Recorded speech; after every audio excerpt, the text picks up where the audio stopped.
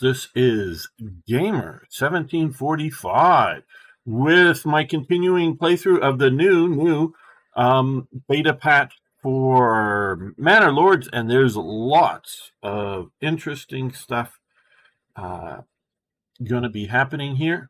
Let's see. No, that didn't do what I wanted it to do. Let's do this. Okay. And so there's lots of stuff going on.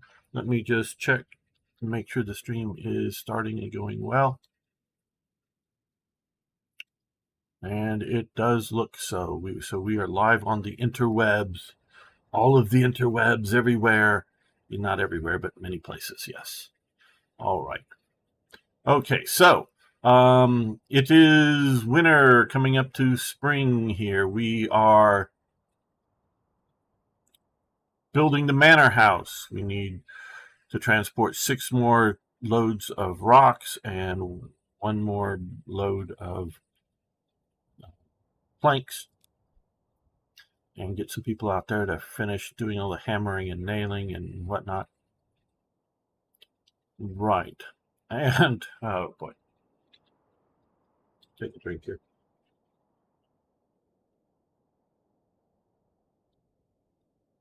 And hello, Eric. Good to see you here. Now, we can do this, which we're going to do advanced pond keeping, which allows us to fish in the winter. So we're going to put 1 person onto that. Yes.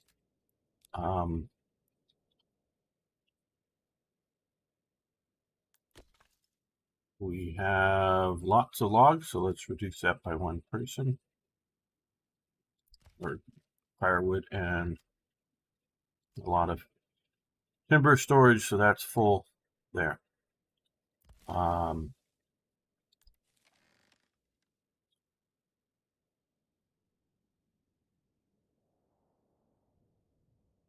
We'll need to go up with that stone deposit.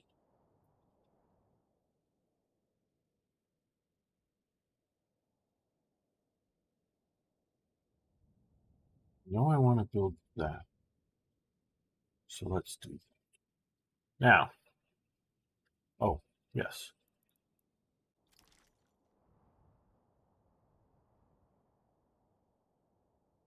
Underground water. So we got to come over here.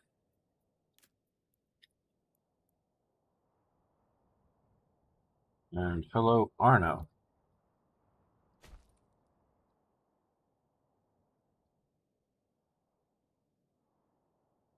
I'm going to build a well, which will give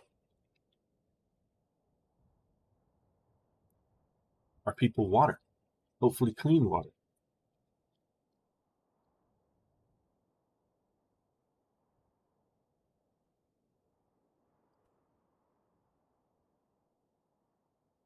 So, back over here,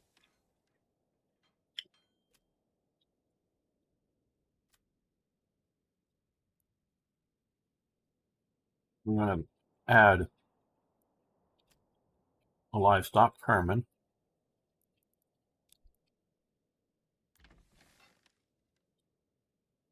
And we're going to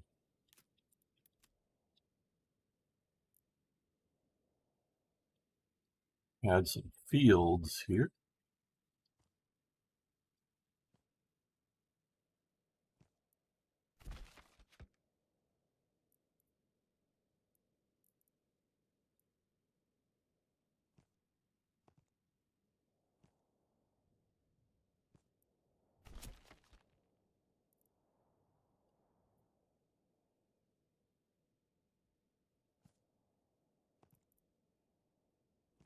You can have a little bit of the yellow there. Won't be the most fertile field. Okay.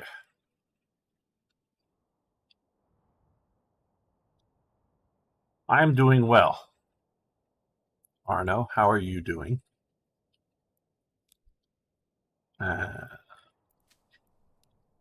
We're going for lots of wheat. Well, that'd actually do some decent barley, so let's do barley there. We have a heavy plow.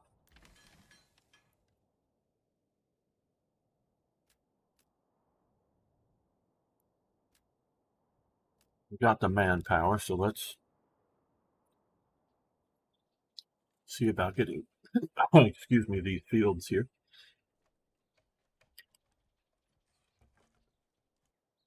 I think I saw what you're talking about. Arno found a powder flask. Saw a couple of photos of it.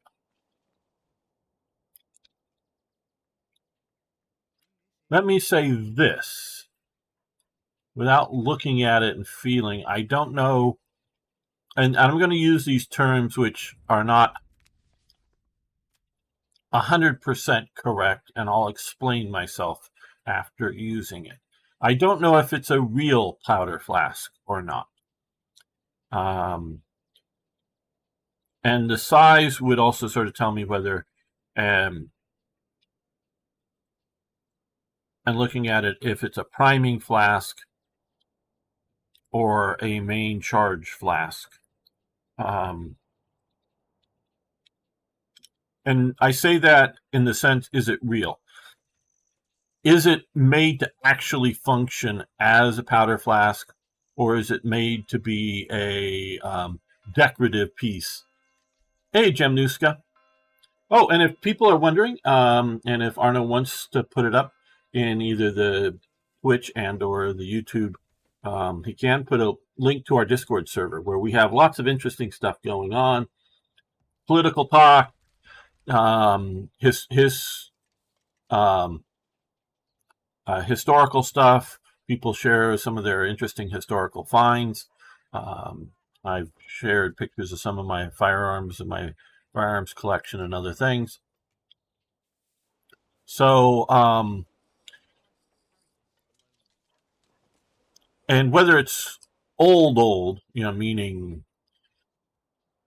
15th, that'd be sort of the beginning of it, century to like the 18th century, I have no idea. Or is it a modern thing? And so, I mean, it's cool in either way, but sort of have to look at it. A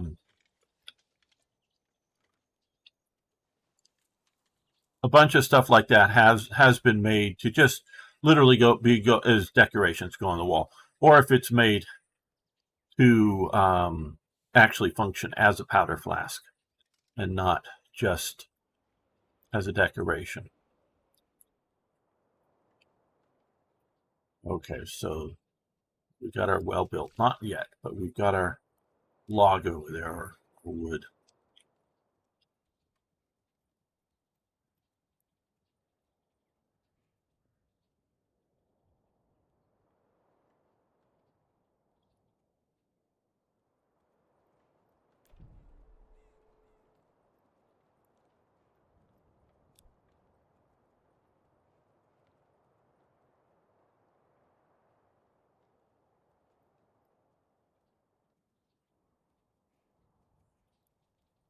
Now, where is our friends? He's coming back.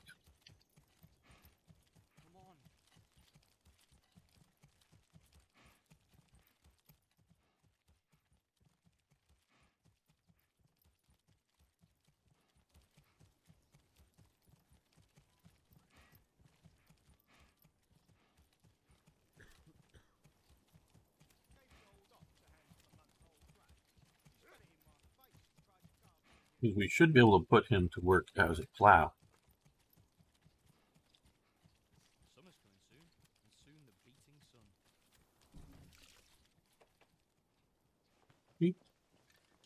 We do have, yeah, that checked off.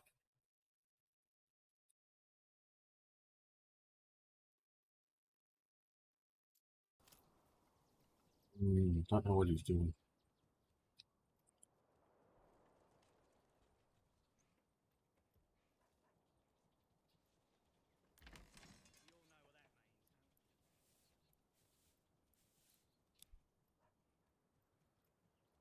Still no berries yet.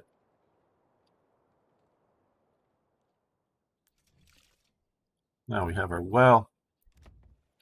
These now have water access.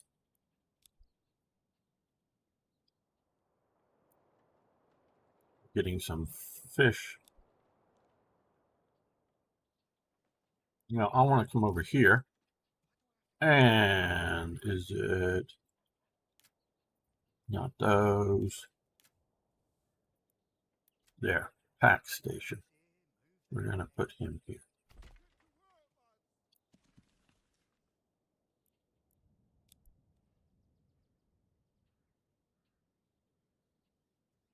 Yeah, well, I just took a quick glance at the photos you posted, and we can investigate further at some point.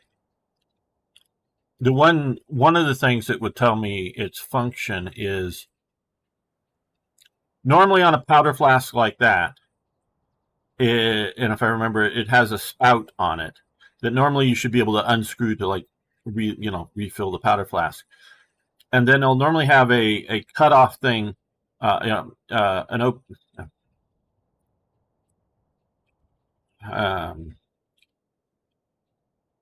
A spring-loaded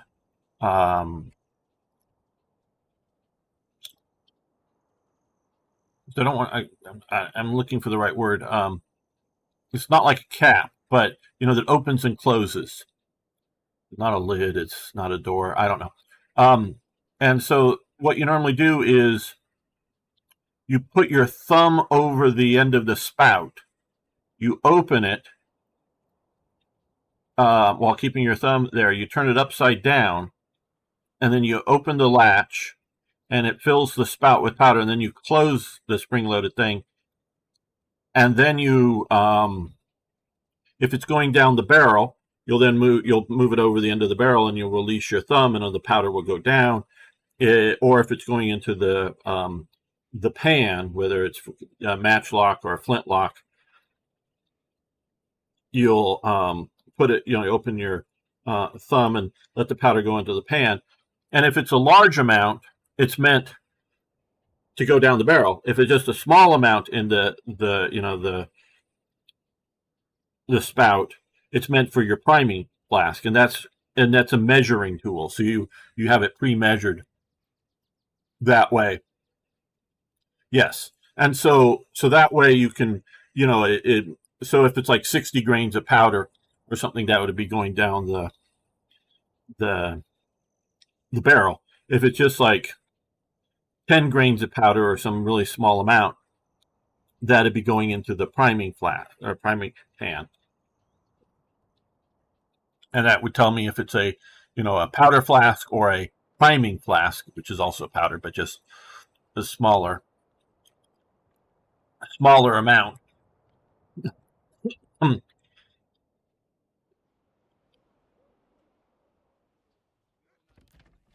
is my livestock doing here? Transporting. What is he transporting?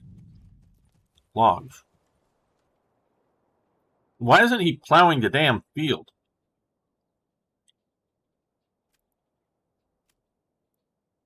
What I got him there for, I thought.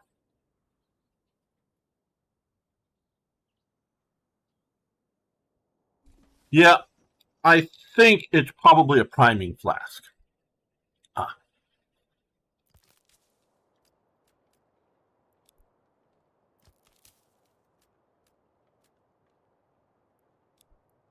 Is what I think it is.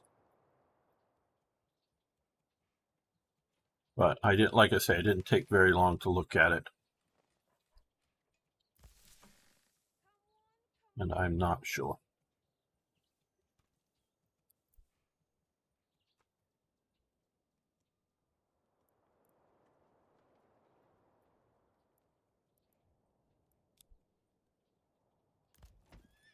Have we got our manor built out yet?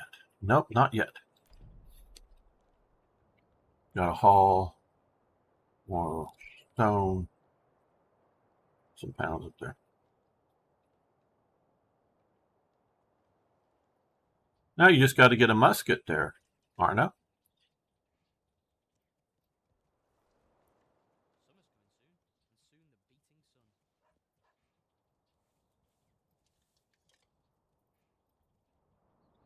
see what we're doing over here. Okay, our pawn should be well in use. Okay, we have a pack station here. I'm just going to leave this here for the moment. And I've not really used pack station much. A little bit in an earlier version. We'll see how this one works here in a moment. Right now I'm going to first finish building out this. Well, you know, I feel safe with Arno being armed because, hell, he's on a different continent than I am. So, I'm good. Okay, let's look at our...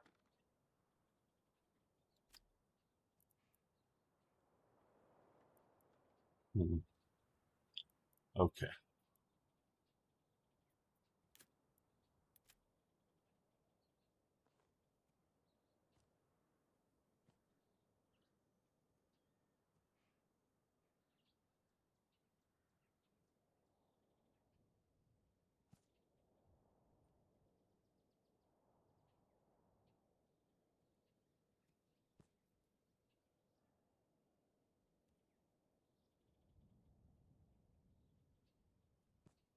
There we go. Get the building. Get 3 goes in. Yeah, well, what do I care?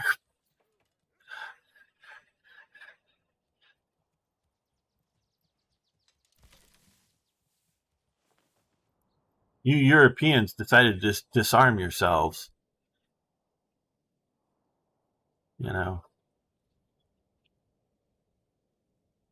It's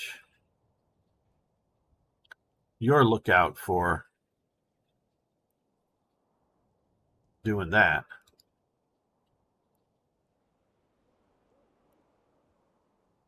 Really having a rainy spring here in our...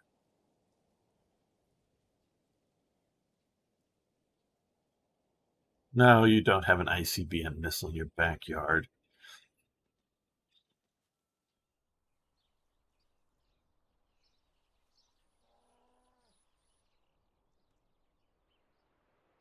I know you don't.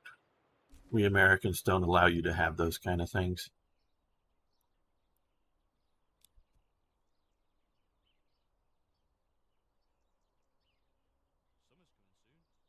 Yeah, just we were talking about a powder flask that he got. I was saying, he needs a musket to go with it. I don't know what the Dutch regulations are for an actual firing musket, but probably some crazy kind of permits you got to get just to have a musket.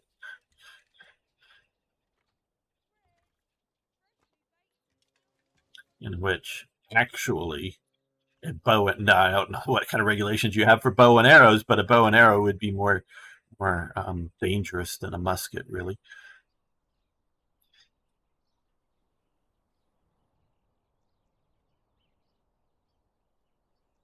Flintlock pistol, yeah. I haven't shot any of my flintlocks in a long time. I've got a few pistols and a musket.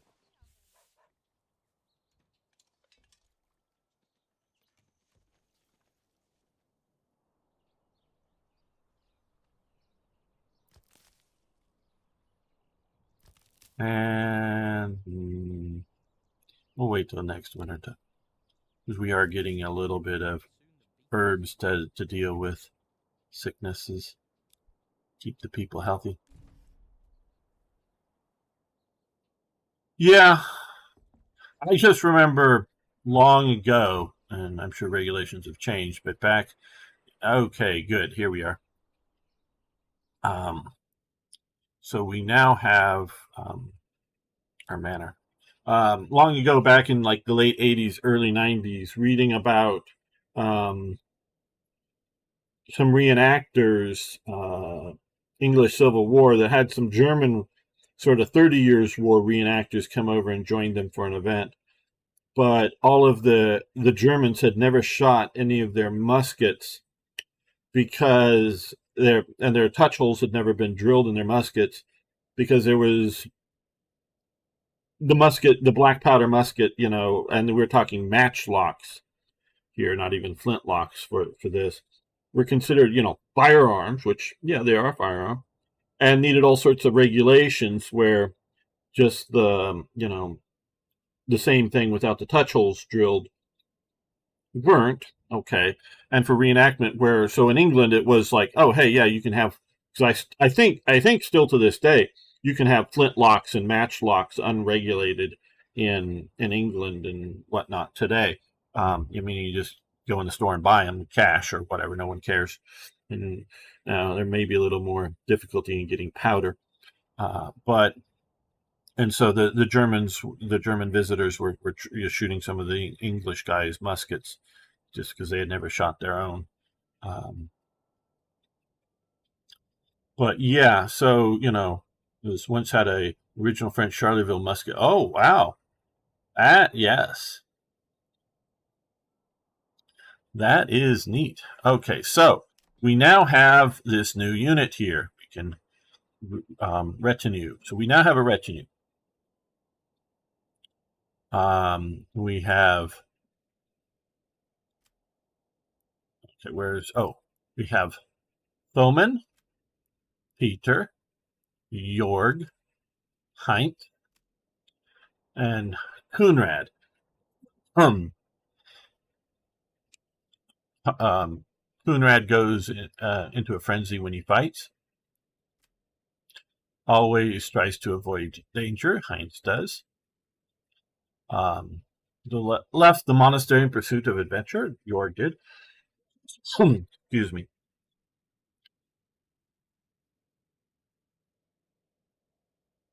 My sickness is over. My cough lingers. I don't know if these are real. Always tries to avoid danger or goes into a frenzy when he fights. I don't know. Meaning, I don't know if that's actually like programmed into the little bots AI or whatever, or if these are just things. Can speak several languages fluently. Obviously, that is not anything in the game. No one really speaks. Eats more than anyone else, often leaving nothing for his comrades. Yeah, so I don't know that that is real.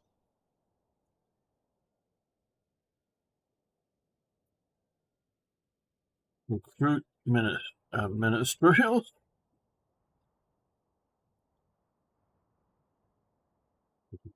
Around. Um, Buy locally. In, so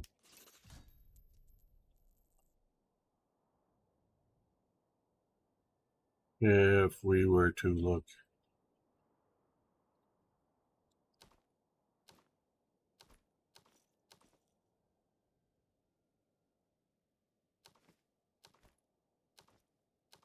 I don't know that this is actually changing anything.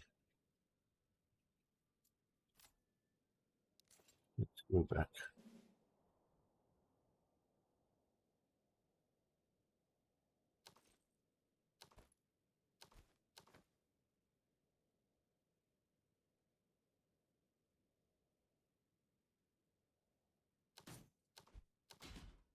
Yeah, I think this is just cosmetic.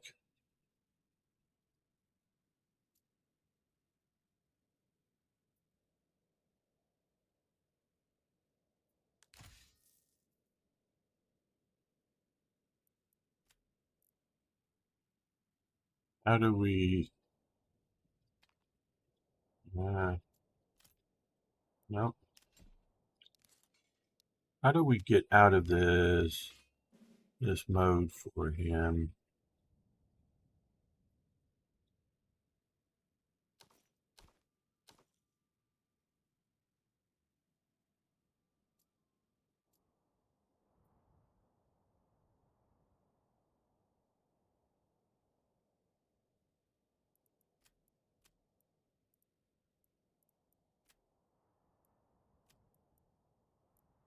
Let's get out of this mode somehow. Um,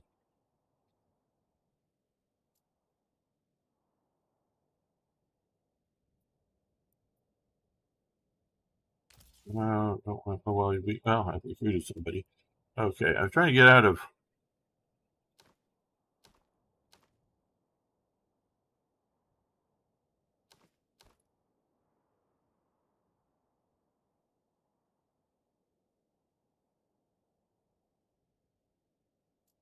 Ah,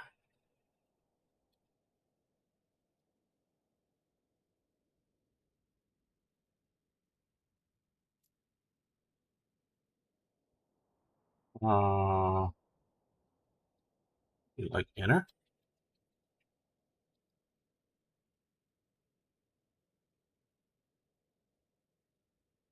Well, um,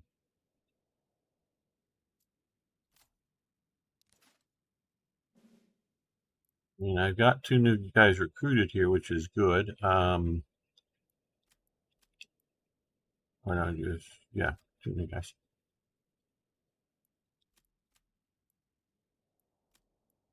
We now have two Yorgs. Well,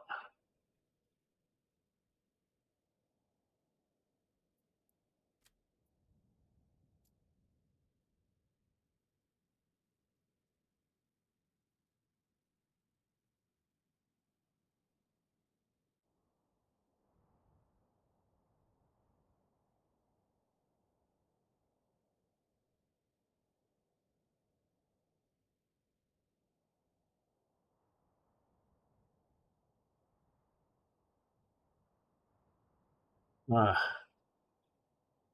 well, I don't know how to get out of this customization. Okay. I've like hit enter and escape and looked around and okay, well, whatever. So we now currently have a manor. We have two families residing here. Let's see what Beam Slam has said. Um, oh, okay. I guess Arno's probably gotten rid of the bot by now. I sold it, wanted to check if I could fire live bullets with it, but it was allowed when in the back. But eventually I sold it. As for the time limits, I never went there, but did fire some blanks with it. Up to getting some recoil effect. Very fun. Lots of fire and smoke. Absolutely. Yes. All right. Okay, so we now have an additional military unit. We got some people here. We can raise taxes that will lower approval. So you don't normally want to like leave it on all the time for taxes. So you sort of tax on and off. Um,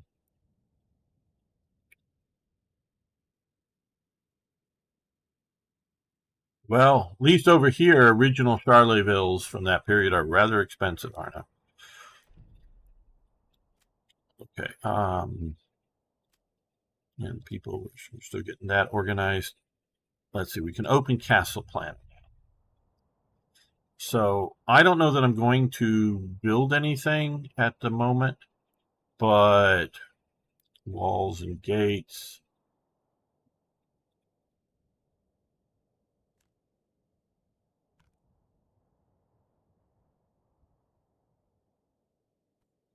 We shouldn't be too far away from our manor at the moment. This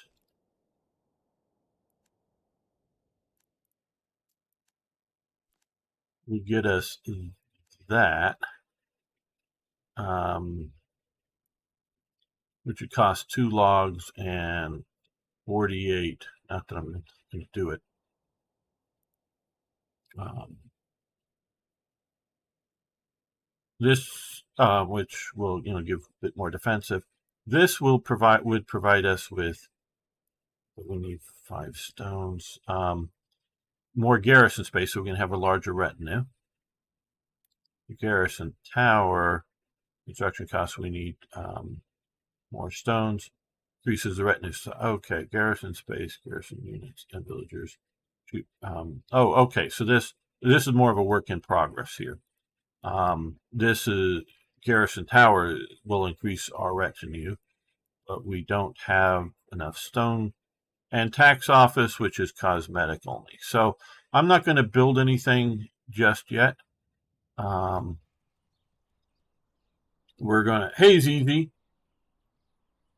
I'm doing well. So, but we have a place where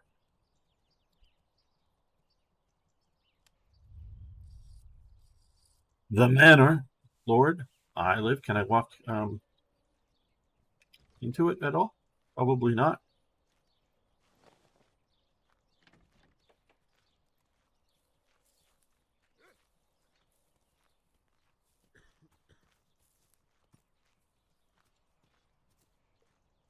Nope. I don't think.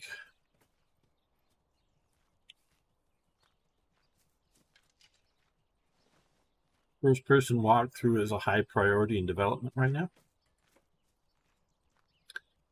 Maybe we would have to have our buildings interiors done better. But at least now we have a decent place to live.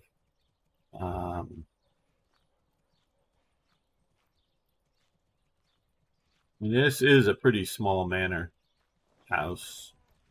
And the reason I say that is, to me, this looks one story, just high ceilings. Yeah, it has like small windows here, which are with thick wood walls, as opposed to just thin planks. A little bit of plaster here. I think. I know the developers really are tuned into history a lot, but I really think they would not have left it just bare wood like that. They would have plastered the wood. A bit to help with fire, but you know.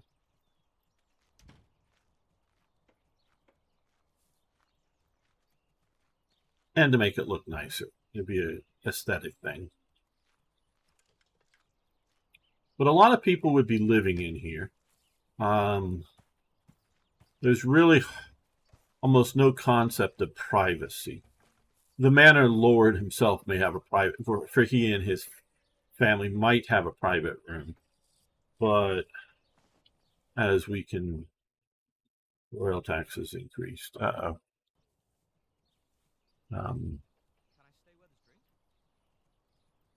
Click on this and we can see people here. Okay, so, because we have 2 families here living alongside the Manor Lord, so that we're, getting fuel supplies to heat the place and whatnot. So this would be we haven't got the new month yet.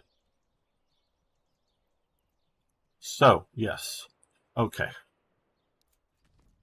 Now let's come over to our other establishment. Well, okay, we got this built. So next thing I want to build over here is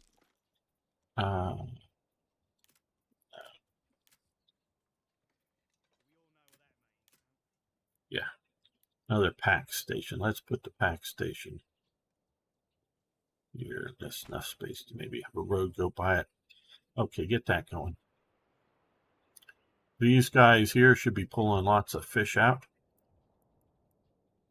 Let's maybe increase it. What we need over here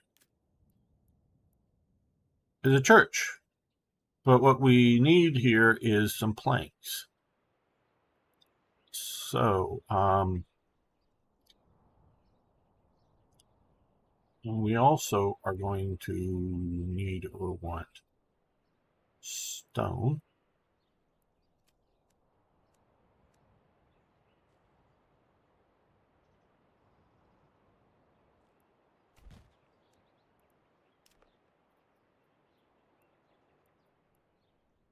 most of those houses built.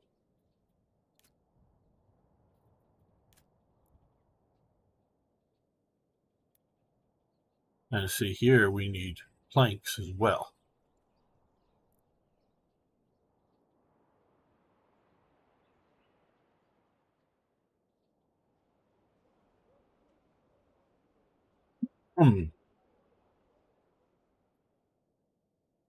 All right, just navigating the storm as Doge takes the chainsaw through my employer. Uh-oh. I thought for sure I was going to get let go last Friday, but I guess the Pentagon was slowed by some law requiring analysis of military readiness prior to laying off DoD employees. Oh boy, yeah. They're going for things, ZZ. I hope your job is both necessary, since we're paying for it, and necessary and useful. And then, if so, I hope they keep it. My dad, basically all his career is he worked for the Navy as as a civilian for the DoD for the Navy Department. Out here, so yes, maybe I should have put that over there. Okay, we're going to demolish it. Yes, because I think we can. Back station. I think it'll. No, it won't fit there. Okay, so we do need it over here.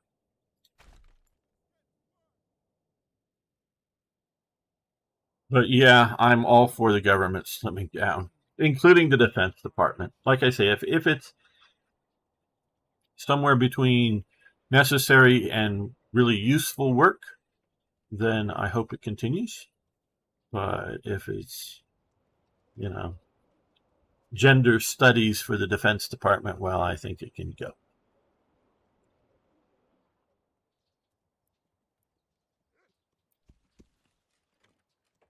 I work for the Navy as well, doing R&D as an engineer. Doesn't sound like we'll survive. Yeah, well, my dad did some interesting things.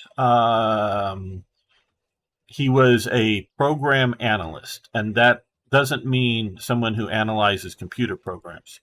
More analyzes like government programs. One of the things, particularly as a kid, and I got to travel some because of it, he used to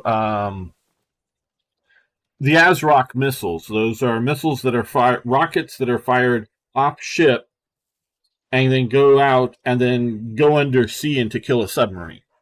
Well, they would periodically test fire the ASROC missiles, and he would go out and observe the test firing and seeing how all that was going. And another component of that was they would have SEALs, not the special forces guys, but actual SEALs that would go out and find the missile on the seabed and clamp a collar on it that would then have a tracking thing so a diver could go down and recover it. But the SEALs would go in and hunt them down. And he he didn't run that program or anything, but knew some of the guys that were doing some of that with the SEALs on board ship. So he did some of that. And like one of the other projects that he had, the Navy for a couple of years, I think this was back during the Reagan administration, was trying to figure out if they had enough storage space, for all of the munitions in the Navy if they took everything off ship all at once. And they just didn't know because, how do you figure this out? Well, a missile in its case, because, you take a missile off a ship and you're going to, you need to put it in a case, and, it could be a fairly big missile, like a Tomahawk or whatever. And buildings have pillars and whatnot inside of them.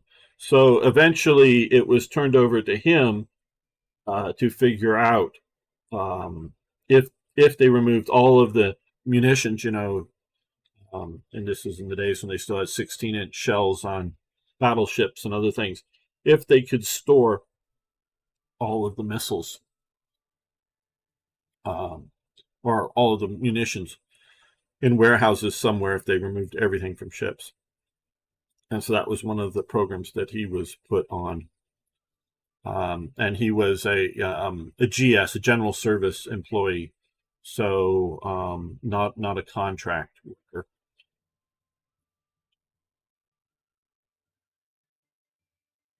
And so those are the types of things that he was doing for, are some of the more interesting things that I remember that he was doing for the Navy. Yeah, let's keep going here. Build our pack station.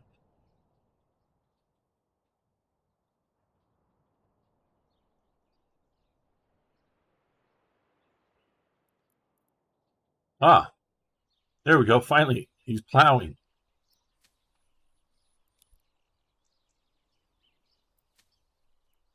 This should be Herman, I think. Yes, Herman is plowing.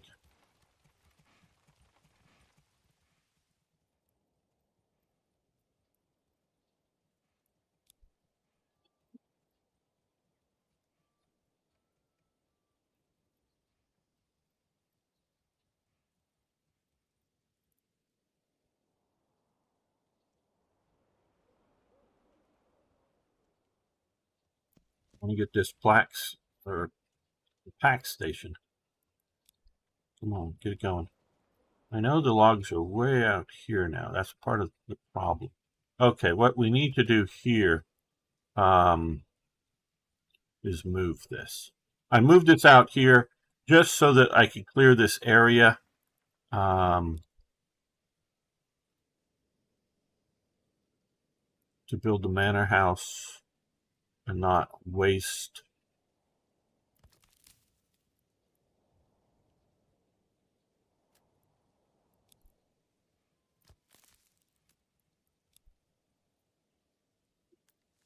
not the storehouse. Large granary, yeah, okay.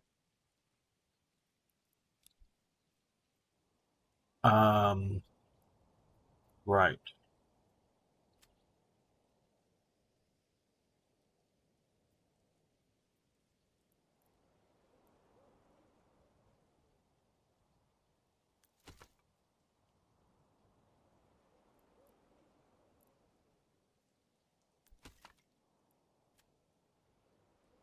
Get this woodcutter's lodge working here.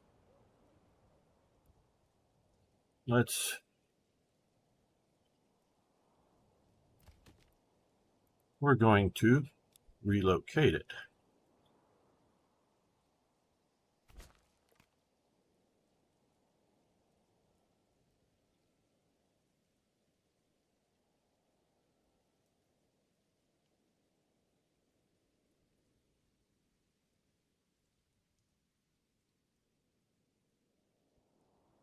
Well, I don't think anything's crazy or insane going on in the U.S. right now. We're just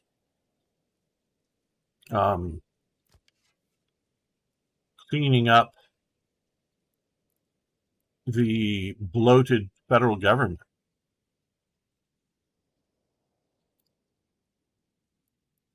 And it is bloated.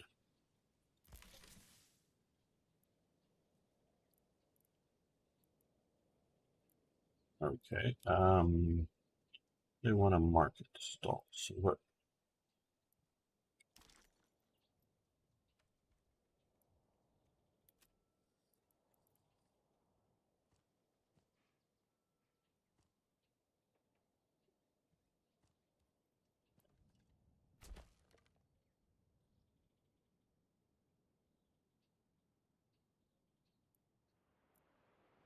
We got rid of our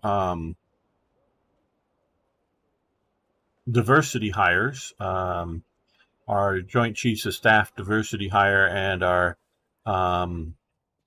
Chief of Naval Operations diversity hire, which is very good.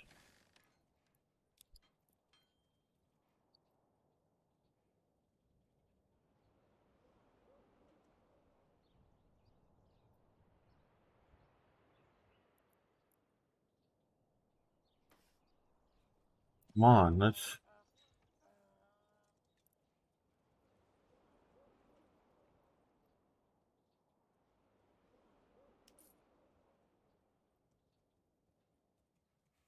Well, I don't know what you might think is more important right now. Enemy unit spotted. Oh boy. Oh boy. Okay. There's coming. There's a bunch of them.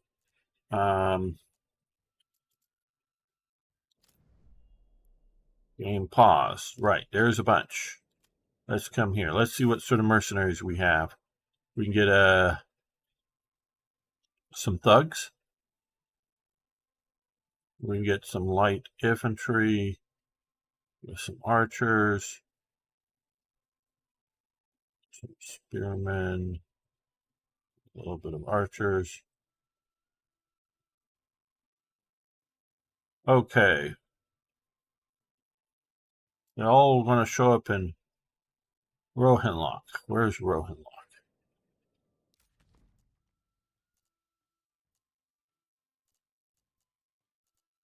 Over here. Okay, well,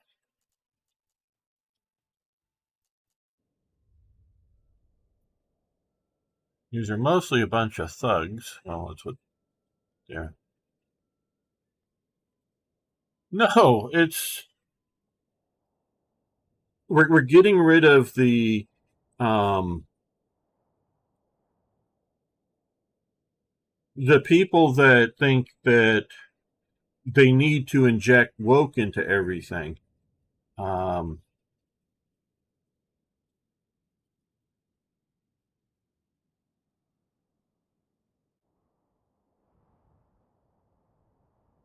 Chocolate cake does sound good. Um, so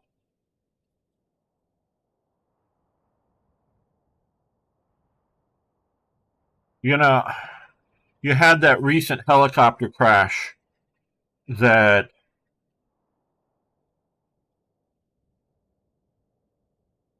had an all-female flight crew run into the uh, a jet taking off from the airport. So the jet was taking off from the airport in its standard flight lanes. Okay, it was doing its normal thing. The helicopter crew, and there was confusion on the logs, but it was an all-female group.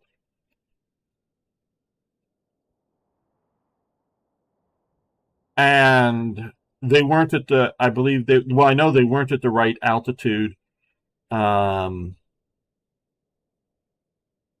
and whatnot, so they crashed into into the aircraft. Now, I'm trying to be very fair on this. They were in the wrong place. Period. I mean, period. That helicopter should not have been flying into a flight path of the takeoff corridor of um, commercial airliners. Now, it wasn't a scheduled commercial airliner, it was a charter airliner, but it was flying in its, takeoff corridor there. So it was in its right spot. It wasn't like a private plane flying, even, in unrestricted airspace, but just flying somewhere that was unpredictable. The aircraft was in its normal flight pattern. The helicopter should not have been in that flight zone unless there was, some sort of national emergency. They were tracking some terrorists or something like that. But no, it was a training flight. So they should not have been there. Now, supposedly there was some confusion by the flight crew as to what aircraft they were supposed to be avoiding. Like they may have seen some other aircraft up there that they thought they were being told to avoid, and they didn't see the one that was taking off. Well, to me, there's a problem. And from both biological and sociological reasons,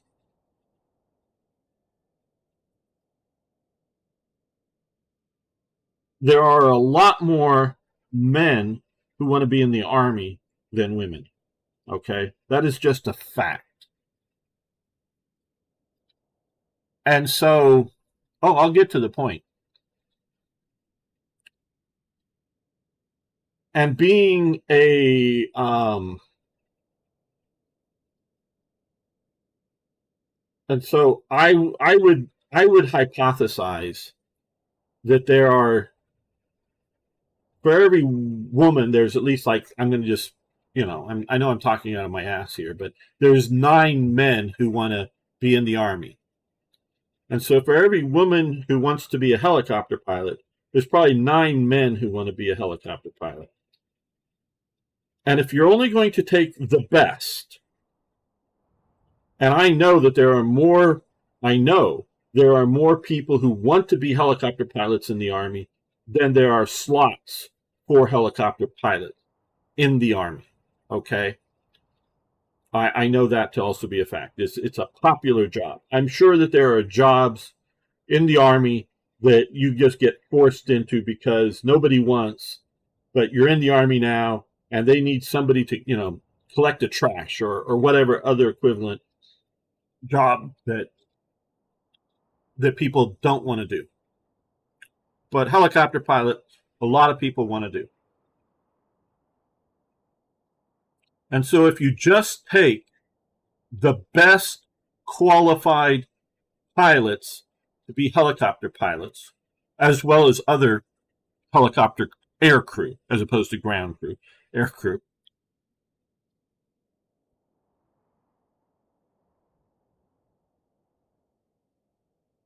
I believe that if you were not just taking, because, and what I'm saying is they may have, let's say, 1,000 people want to be a helicopter pilot.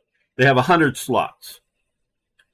And of those 1,000 people that want to be helicopter pilots, let's say 500 meet the minimum qualifications of helicopter pilot skills, pass the tests.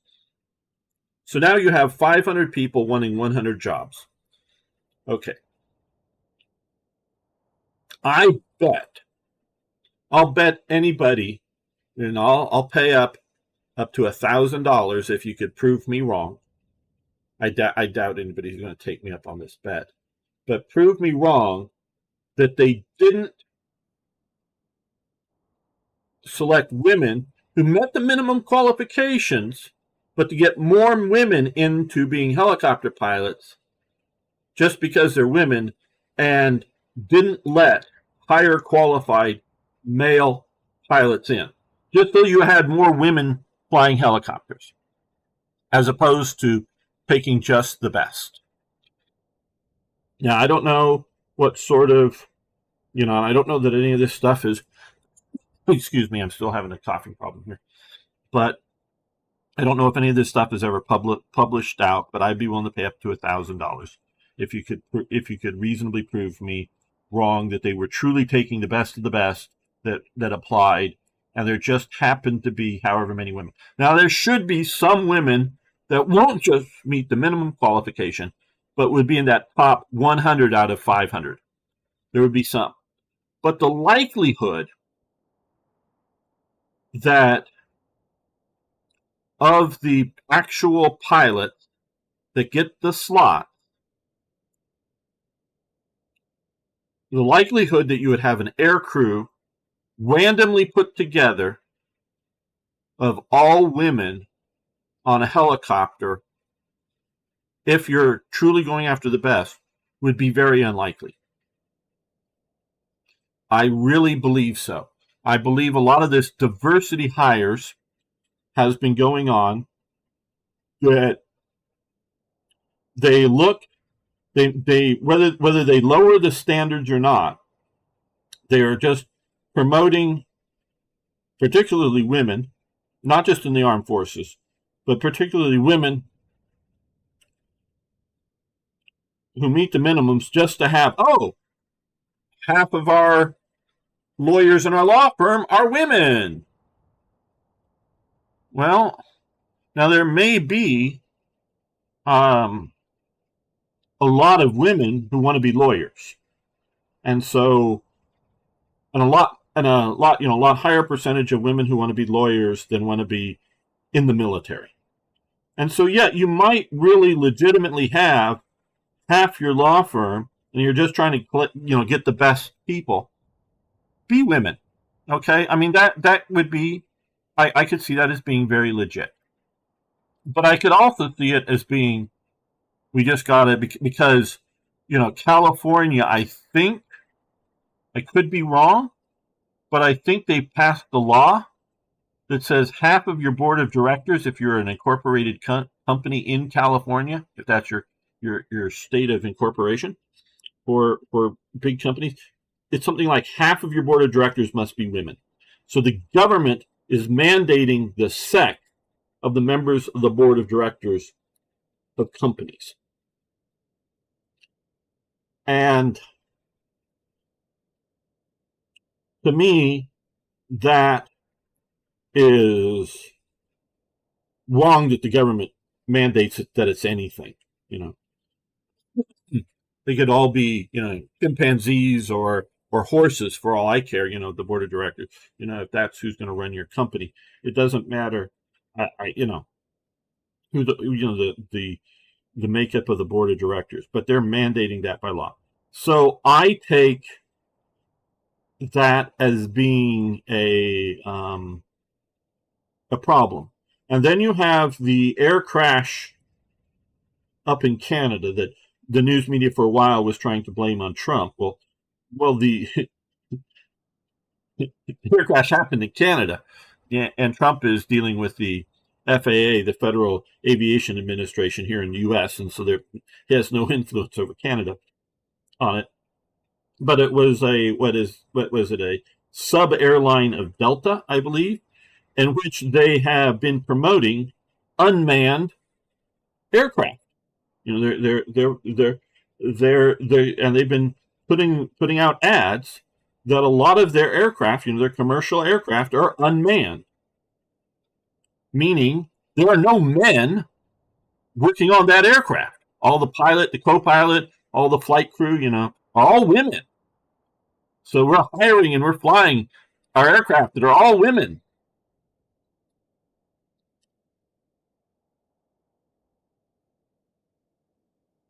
And to me, that's insane. That anybody, how do I put this? All of the cooks in our kitchen are women. So our food must be better. Or no, it's not better. It's women-made food. Who cares the gender of the cook in the kitchen? Now, I know restaurants. I used to work as a bouncer for many years, just as a part-time jobs. But one of the restaurants that I worked at, all of the waiters were all men, and I think entirely gay. They weren't. They weren't. Well, at least not on the job. They weren't flaming homosexuals, but maybe there was one guy who wasn't. But they were all really, really well put together guys who really cared about their appearance. Every single waiter working in that restaurant was a white male. All the busboys were Hispanic, whether there's some of the language problems. More than half of them didn't grow up in the U.S., whatever their current nationality was. But now the cocktail waitresses in the sort of restaurant attached to the bar were all, of course, women. Cocktail waitresses, they were all women. And so, yes, this restaurant had a policy that all of I don't know if it was a policy of white males, but it was a policy of males that dressed. I mean, they had to wear sort of a waiter uniform, but dressed and looked and acted very well. It was a rather high-end restaurant. literally on the cliff, overlooking the water, down in Laguna Beach. Very high-end restaurant. But they also had an indoor bar and an outdoor patio bar.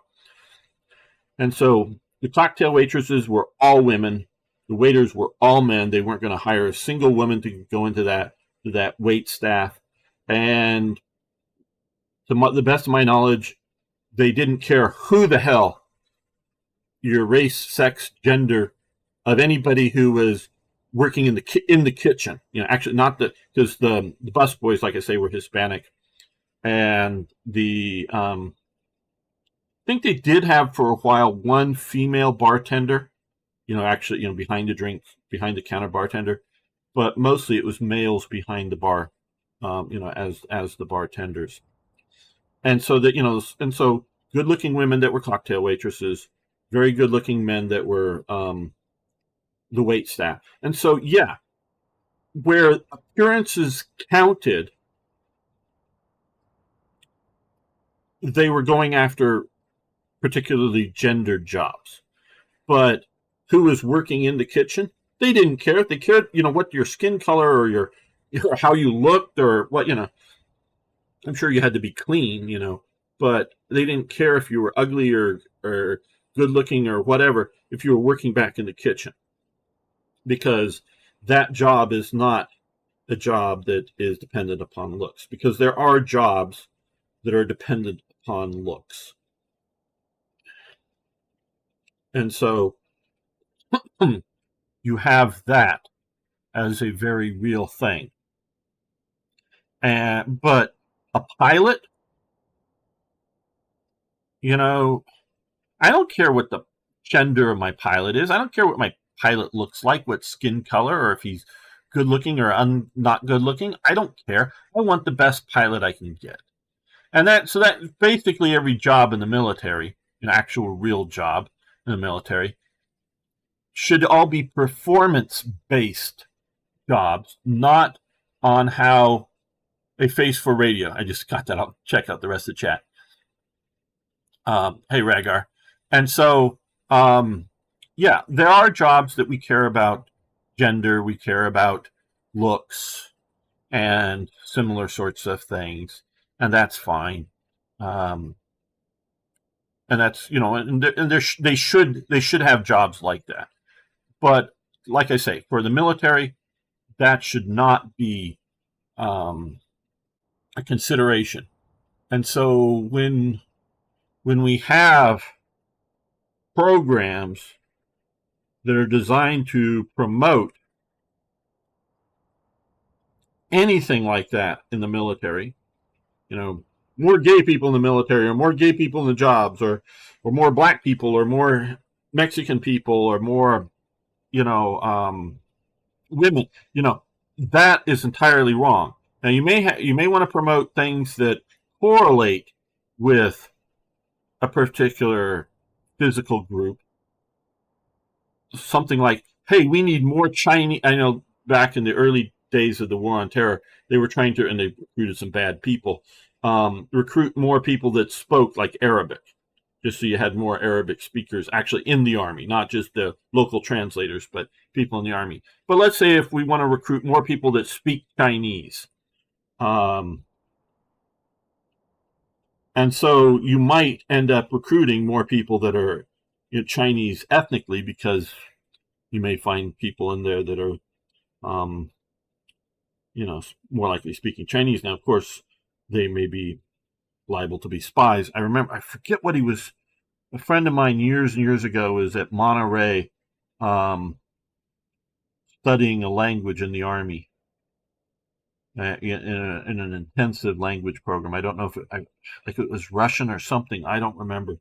But they used to be, I forget now, but up in Monterey in California, the Army had a base there that was specifically a language training base at the time, or sub part of the base or whatever, that they had schools for a particular language. And they would, basically once you go into it, all you were going to do was speak this language, and you weren't like allowed to speak in English while on duty.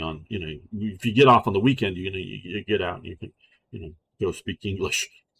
in the in the local communities or whatever. But while you were doing your thing, you were only allowed to speak the language.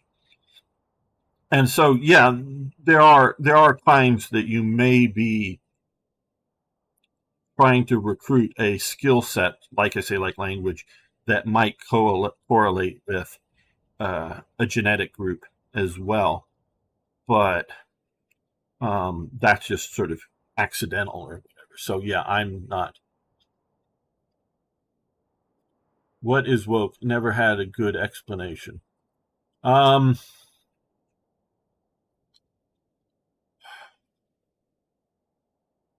Race communism, I think, would be a good, or race and gender communism, or race, gender, and sexuality communism. What was found, I think, back in the 1970s, the communists realized that they weren't going to get anywhere in America talking about economics. And this is, and I'm trying to boil this down and give you both the context for woke in America. The American people to this day will not go for communism when it's based upon, get rid of the plutocrats, equality of, monetary equality. No, America has such a fluid ability to rise and fall through, economic abilities. It's not a stagnant society economically. You can go up and down in your life. You can become rather well off, and then you can go bankrupt, and then you can, get back on your feet again and own another company, and up and down. And so you work your way up, you own a small company, and then you go to work for McDonald's because the company collapsed and you just need a job. And then 10 years later, you're back to owning a small company again. You can do that in America. It happens quite a lot. And so the communists eventually realized this, like back in the 1970s or something. And so to get the class war going, instead of a economic class, they decided to focus on race, gender, and sexuality. And so their equalities are based and are trying to drive that. And so it's race and gender and sexual preference or whatever, communism. And so instead of pushing hard for everyone equal in pay, no, we got to have equal number of women and everything. We got to have gay people everywhere, and we got to have transgender, and we got to have lots of black people, or lots of how many black people do you have in your company? Well, and all of that kind of stuff. So that is sort of the woke. That's what woke is. Let's see.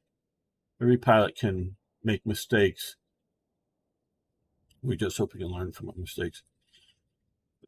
About recruiting procedures, there's a kind of argue on that, but I highly doubt that they didn't select a qualified pilot. Well, qualified, okay, minimum qualifications. Okay, just let's picture this. You are in D.C., the District of Columbia, where a capital is. You are flying on a training mission in D.C., where there are lots of restricted airspaces. There are, you got the president and sometimes the vice president flying in and out on helicopters, because you fly out of a helicopter from, like the White House, and you fly to the Andrews Air Force Base, or Andrews Joint Base, or whatever it's called now. And then you get on Air Force One, or you're flying out of Dulles, named after, what is it, Alan Foster Dulles or whatever. Dulles Airport. You've got you got Dulles Airport, and then you also have Washington D.C. Airport, which is a smaller airport, more into the town. So you have all of these high value, intense airspace thing going on. Do you think at night you should just have somebody minimally qualified? Oh, they're qualified to fly a helicopter. I don't doubt it. I don't doubt they met the pilot, the co-pilot didn't meet the minimum qualifications. But you're flying around all of that at night for your training mission.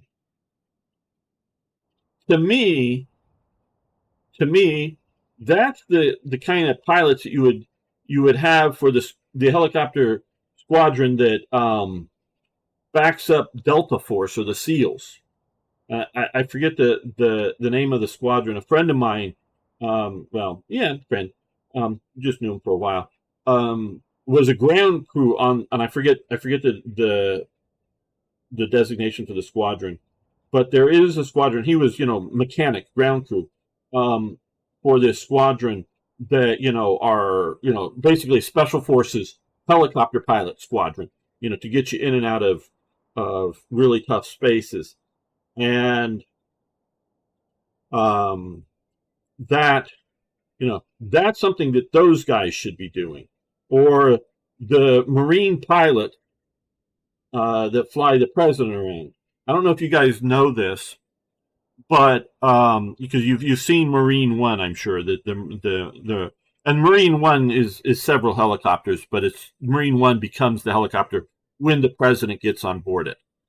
It has another designation, the individual helicopter, but it shows that Marine One is that helicopter is only Marine One when it's flying the president. But on the lawn outside of the White House, it's just a grass field out there that the helicopter lands on. But there are 3 points put into the ground that are like 3 metal, discs that have a spike in them that, goes into the grass. And that pilot, and the discs are just approximately the size of the tires on the helicopter.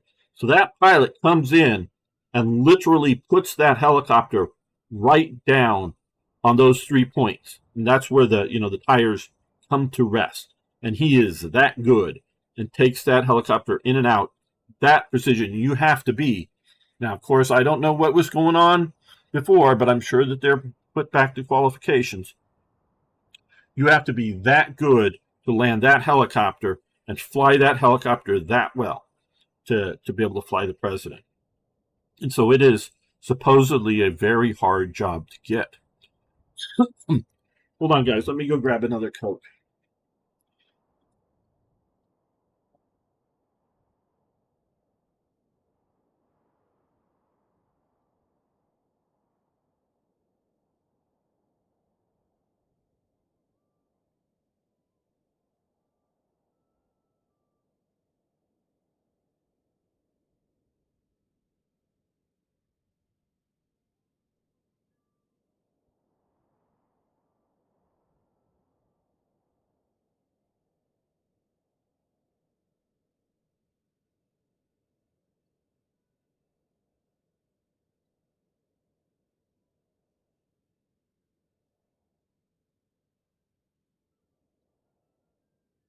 Almost back.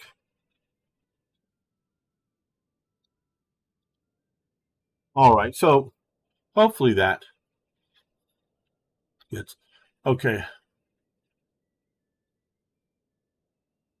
Yeah, no, the helicopter, or it was in Washington D.C. area. Unmanned aircraft, as in no passengers can be manned. Well, unmanned as in not no passengers, but no flight crew. Let me catch up with the chat here. Menu selection.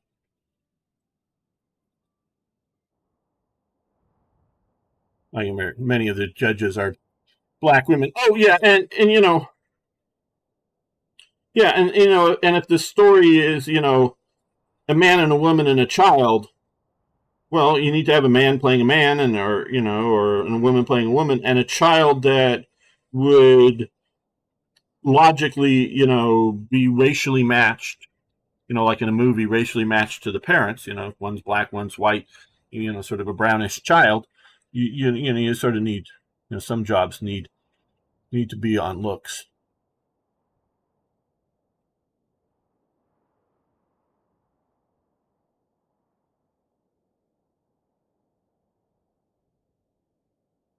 The minorities have been oppressed in the past. Okay, Okay, and this is the thing. And Beam Slam here, gamer, isn't it because minorities have been suppressed in the past? Yes, they have been actively suppressed, including in the northern states.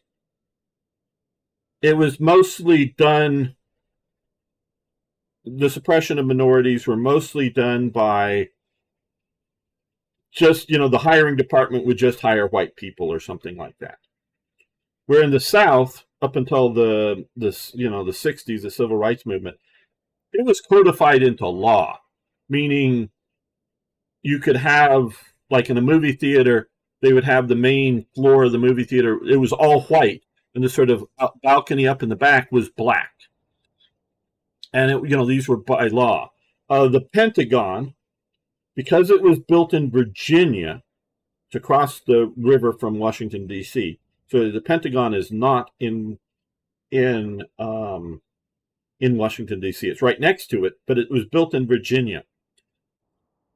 The Pentagon has twice the number of bathrooms, toilets, and not just number of toilet seats, but rooms, physical rooms. Twice the number of rooms that it needs to have for the expected, office size and employment size of the big Pentagon building. And the reason it has twice as much is because it was designed so that there was white bathrooms and black bathrooms, because it was in Virginia. And Virginia had those kinds of laws. I don't know if it was ever segregate bathrooms officially, bathrooms that had signs whites and blacks or whatever. I don't know if it ever actually had the signs, but it was designed and built that way to be able to have white bathrooms and black bathrooms. So, yeah, in the South, it was that way.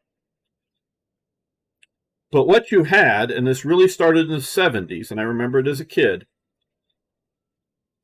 the enforced hiring of blacks and women. And so what you've had, and you now often think when you see people that are minorities or women, did they get that job because they were the best person for it? Or did they get that job just because they needed to fill the slot with a black person or an Asian person or a, whatever? And so I believe, and I've been thinking about this actually in the last week or so, I believe it has hurt people a lot more than had you just done two things. One, of course, remove all laws regarding segregation. And two, change attitudes culturally. My step grandmother, actually, I guess one of them, I had two step grandmothers. She back in the 1930s and early 1940s got a job in a I'm trying to remember some of the details, with a major financial firm, and not just like as a secretary or but as a sort of as a portfolio manager, not so much like a day trader or a stock like in trading stocks in the in the pit, but managing people's portfolios. And that was in the day when there was no idea of gender equality or women could do this. She did it and got the job because she was excellent at doing that. Okay, so she was breaking barriers, sure, but she was also doing it because, and able to do it because she was really good at the job. And I'm sorry, I forget a lot of the details. I mean, I heard the story just a few times. I mean, she wasn't my grandmother. I mean, and she wasn't even, she was after my grandmother died, in her 60s or something. It was my granddad's second marriage. And I liked her, but, I just don't remember all the details. But and the company wasn't trying to like, oh, we're hiring women or anything like that. No, she just got the job because she was that good at it.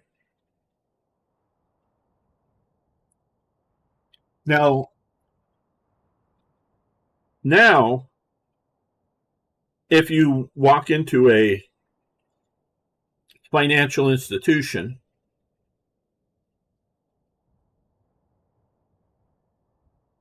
and there are a few white guys, some black guys, and some women in there, you know the white guys are there because they're good at their job. Because there's stats on this, since about 2020, white American males have almost been zero hired. If you actually look at the stats in America right now.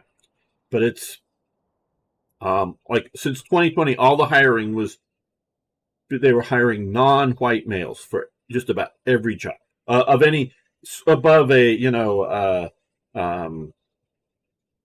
something like a fast food worker or just some sort of basic labor like that. But even there, and so they've been hiring everybody but white males. So, but if you're in a financial portfolio management firm type firm like that, the white males are there because they're excellent at their job. The black males, are they there because they're excellent at their job, or they just needed to have some minorities? Well, they're qualified. They've gone through the school. They supposedly know how to do their job, but they just have to have some minorities. And because you're in the state of California, if you have a business like this and you don't have some minorities, you're going to get sued by the government. Literally, you will get sued by the government. So the black guys that are working there, are they there because they're excellent at their job, or they just need to fill the slots with some black people? And the women are they there because they're excellent at their job, or because you need to have a certain percentage of women in your job, or you're going to be sued by the government and try to be put out of business under California law? So when you walk into that firm and you see all the people there, who's going to be your financial advisor? Which one are you going to pick? And you know nothing about these people. Other than you walk in there and there's a bunch of desks and they all have, can I help you printed on the front of the desk? And which one are you going to walk up to? Because they're doing no diversity hiring for white males. So they've got to be good at their job. The rest, they might actually, the black guys and the women may actually be better than the white males. But you don't know that. And you know that they have to have some of them in their business, or their business will not be allowed to function. So is that damaging these groups more than it's helping these groups? Had you just got rid of the various forms of segregation, and there are, there's subtle, some laws outside of the South, but the South was where it was heavy. And then 2, change social viewpoints so that people will accept minorities in prominent jobs and accept women in prominent jobs. Then when you walked into that firm, and you saw white males, black males, and women of whatever ethnic groups, you would know that you would, or at least believe, that they were all there because they were excellent at their job.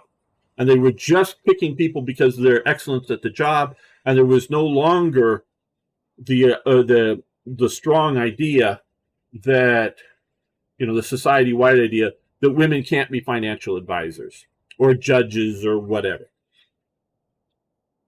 And so had you changed that, now it would have taken, and the problem also is that, and I've known this in companies that I've worked at, again, that you'll have the white guy being a manager of a grocery store,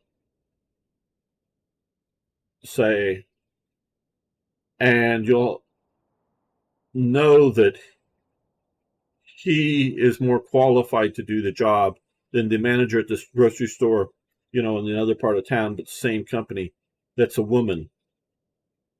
Because that company has been pressured to promote women up now. So the guy who is the white guy's manager, he may have taken 10 years to get to his position, but the woman, she got her position in 2 years, because we got to fill the slot with enough women to redress past wrong. So they're making so the guys that have the experience, have the training, have the the capabilities, and are ready for promotion, get pushed down just to get more women, as opposed to, hey, we're getting rid of the restrictions. Okay, well, this is like, let's say 1970. We're getting rid of the restriction, guys. We're going to hire women as managers of the grocery store. Okay, good. So we're going to, put women on the track to become managers. Well, when are we going to get the first woman manager? Oh, well, in 1980, 10 years from now. What? Yeah, well, because, see, it takes 10 years to actually not just be a manager in a store, but the store manager, the overall manager of the store. It takes 10 years for us to go from hiring somebody as a manager trainee before he or she is qualified to be the store manager. It takes 10 years. Well, that wasn't good enough in either the 1970s or today.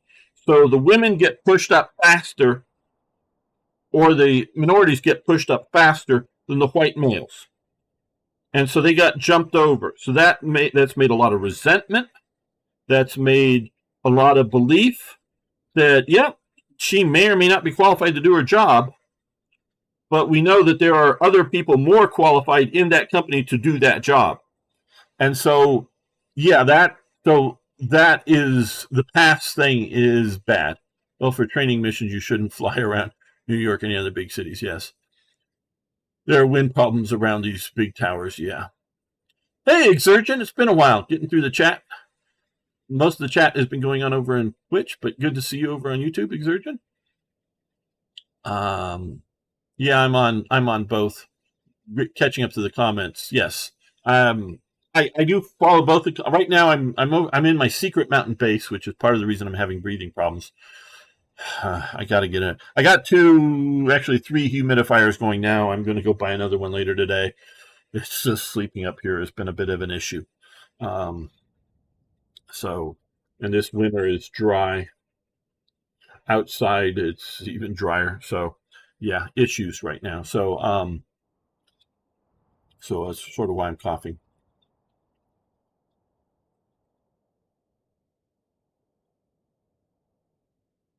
Yeah, and people, you're right, Beam Slam. People will have preferences.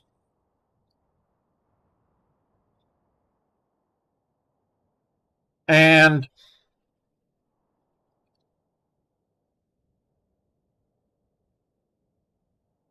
how do I put this? Many years ago, when I was in high school, my high school was, I went to 2 high schools at the same time. There's sort of a reason for that. But the main high school that I was at a very sort of middle-class neighborhood that had fringes into some lower income area, but mostly middle class. So it was it, it was, at the time, it's now changed. I drove by it a while ago. But at the time, it was, somewhere around 60 to 70% white. But that still left somewhere between 30 and 40% non-white. Just to sort of, say. And I remember hearing in my Naval ROTC class, that's Naval Junior Reserve Officers Training Course, the class that I was in, two black guys that I knew talk to each other, and it was very sort of interesting. The one black guy asked the other guy, "What are you listening to?" And the guy who asked what if this matters at all, I'm gonna bring it in here just to say, the guy who said, "What are you listening to?" I would call, or outside of America, he may have been called more of a mulatto, meaning because of segregation, because of the South, if you had any percent, like even if you're 1/4 or whatever black, you're black. Where in a lot of the rest of the world, they would call them mulattoes, as in mixed black and white. And the other guy was black, as in coal black, very black guy. So the mulatto guy asked the other guy, "What are you listening to?" And if I remember correctly, and I know the genre for sure, but Iron Maiden, the black guy, the very black guy said, "What? I don't know that." And this in the days of Walkman, and the little headphones. So he hands over the headphones and get this on. And the first guy, "How do you dance to this?" To Iron Maiden. And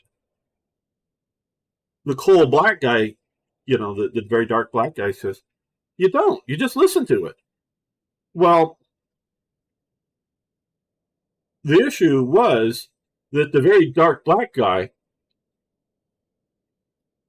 I'm not sure the branch of service, whether it was like Air Force or now, the only program was the naval program in the school, but he was a service branch, or whatever you want to call it, whether it was the Army, the Air Force. I may have been Navy, but I don't think so. I think it was Army or Navy. His parents lived on bases, and he grew up on bases before he came to the high school, presumably with more white people, and he liked heavy metal music, where the other guy was more local, and he liked, soul and hip hop or whatever, things that he could dance to. Okay? These two guys had very different cultures. Okay? So, hey, Admiral Teague. And so you have people that are often self-segregating, like, who's going to go to an Iron Maiden concert? People who like Iron Maiden, okay? And demographically, it's not going to be very black. But you will, if you look at crowds, you will see a few black faces there. So, and what's Admiral Teague saying? In New York, what you described, folks, okay, don't quite get that. What would Iron Maiden album have been? A cassette? Peace of Mind? Yeah, I don't know. I don't know. And so some of this stuff, and you find like in the South, and I'm not from there, I've only visited a bit, but two cultures living side by side, the sort of local white, and often I'm thinking rural right now, rural cultures, the white rural culture living side by side with the black rural culture. And so, is it so much a segregation by skin color or by culture? By the music that they want to listen to or whatever?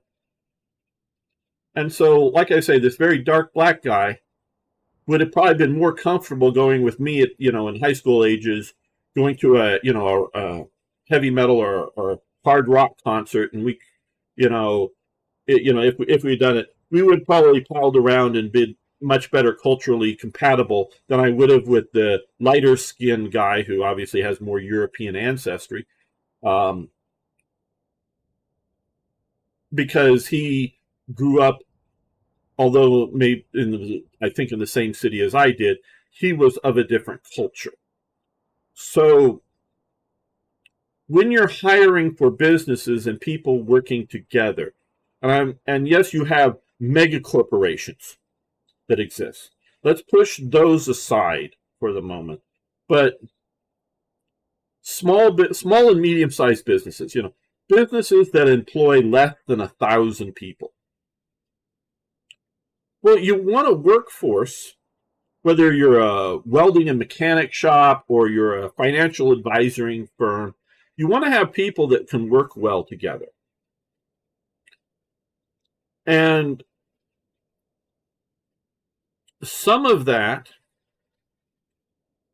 and often you can see this in some of the businesses in which different Asian groups hire not just because other people are Asian, but if it's, sort of Chinese groups. I'm actually right now thinking up in Canada, there's several things, there's been a lot of Hong Kongers that have fled, and I actually knew a guy who was from Hong Kong that he got out in the 90s, moved to Canada, but that I knew will often hire other Chinese, or Japanese will hire, and some of that very well may be to do with racism, want to hire their own ethnicities. But some of that is because it's a certain work ethic, it's a certain work style. It's, you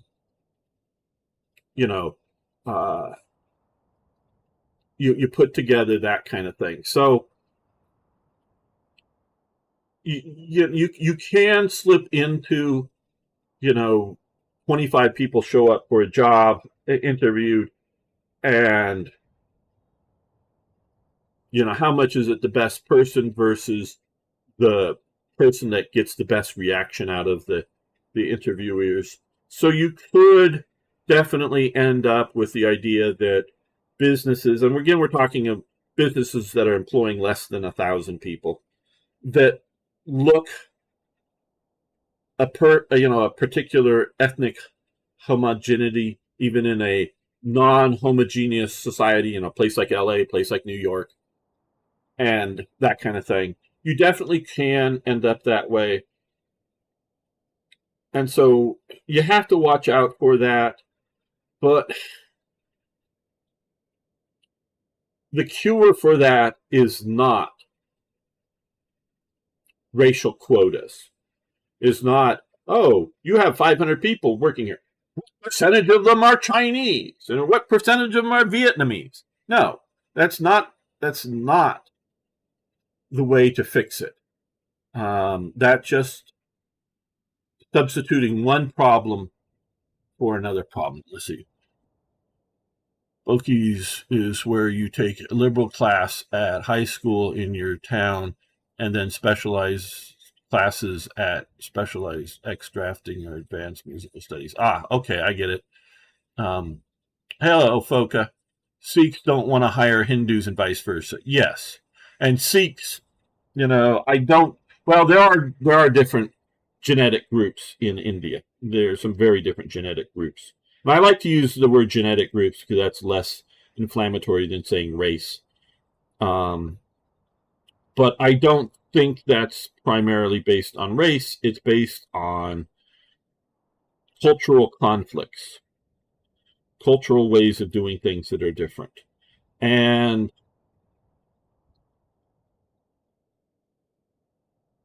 we have not figured out that yet as a society. Just to say here,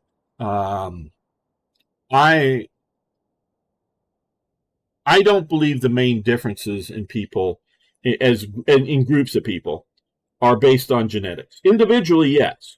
There are people that are genetically smarter than other people, individuals. But I don't really think it's based on genetics when we're talking large groups of people. I believe it's culture. I am a culturalist. I really believe if you take one or two families from Africa, or no, let me restate that because they'll pass on. If you take one or two orphans from Africa and raise them up in Norway and everything, they'll end up being basically Norwegian in their culture and their attitudes and what they're doing. They won't be African if they're raised in and around Norwegians or something like that. I'm a culturalist, and not all cultures are equally good. There are bad cultures, and so that is me. I am a culturalist. Now, cultures that I think are bad, they may have some good aspects, but look, Haiti's a shithole. And you look right across the border at the Dominican Republic on the same island, it's not so great there, but it certainly isn't the shithole of Haiti. And both of them have significant numbers of blacks that are descended from slaves. It's a combination of how the French ruled Haiti, how Haiti got its independence, how Haiti is gone, and it is just Haiti's a shithole. It isn't a shithole because the people are dark skinned. It's a shithole because of the culture, and that is where I am. And so you definitely have cultural differences, attitude differences. I don't want the world to be all one culture or all one like attitude kind of thing. I think that would be bad.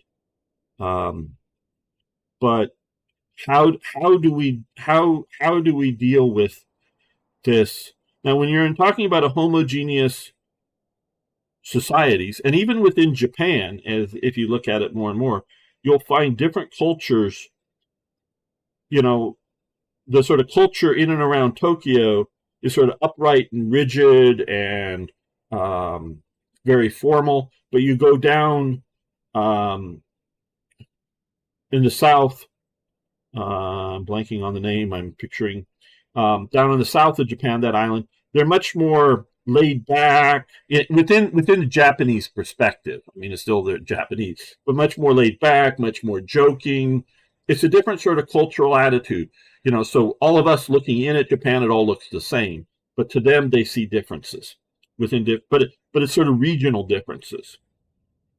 And genetically, I don't think they can see a difference. And I'm not talking about the very few Ainu, or however you pronounce it, way up in the north in Hokkaido. I'm talking about the mainstream Japanese group. I don't think they see genetic differences. I think they see regional or cultural differences within them, and it's not based on any sort of genetic differences within that. And so there are these cultural differences, and how you do business, who you do business with, how all that. We haven't worked that out as a society yet. To say like, I'm only gonna, hire people from Texas, even though I'm running a business in LA. Well, because I like the attitude of Texans and we get the job done or something. I'm not from Texas, so I'm not trying to promote myself up here. I'm just trying to put a hypothetical. And we sort of have this, can-do attitude or whatever, and we think the Californians are too wimpy at their work, and let's say this is some sort of construction, mechanical, building, what, I don't know, it doesn't matter. It's and we want tough people from Texas, and so I don't hire Californians, I only hire Texans or something like that. And how do you deal with that? And sometimes, like I say, it can, most people of Japanese culture are of Japanese genetics. So yes, sometimes there is a correlation, very clearly. But yeah, so we haven't quite worked all that out. Yeah, too rigid regulations getting the beam plan, and we'll get back to playing this, are not good. The big companies usually have their own recruiting policies.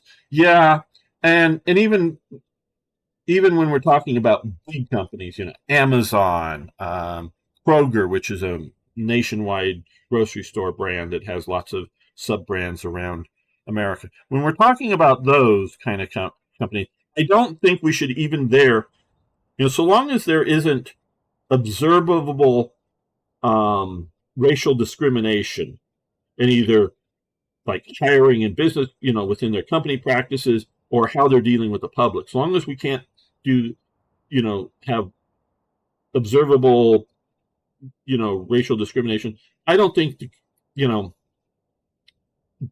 government regulation shouldn't mandate percentages of men or women or percentages of ethnic groups. But big companies there need to watch their,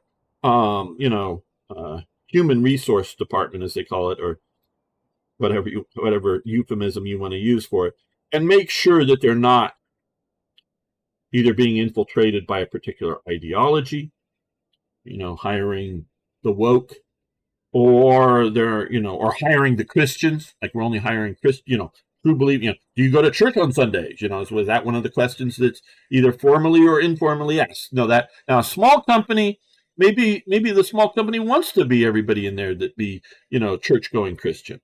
But if we're talking about these big mega corporations, no, it should not be like just hiring all Christians or, church going Christians or a particular group. So it's, you need to watch that, but I don't think it should be government mandated. And so, and because, there's other, discriminatory practices that may be, like I say, religious based. You need to watch that. But yeah, and so that's what I'm saying. Free surgeons moved to other Yo Gamer. What's up? Okay, you couldn't see me on YouTube. Well, I was trying to catch up to the chat here. Okay, so we are going back to playing. We have an invasion here coming in. Just a second. And we got to deal with our invasion here. What I'm going to do is we have, and I'm not sure whether it's going to, I think it's going to come out of this money. So we're going to hire,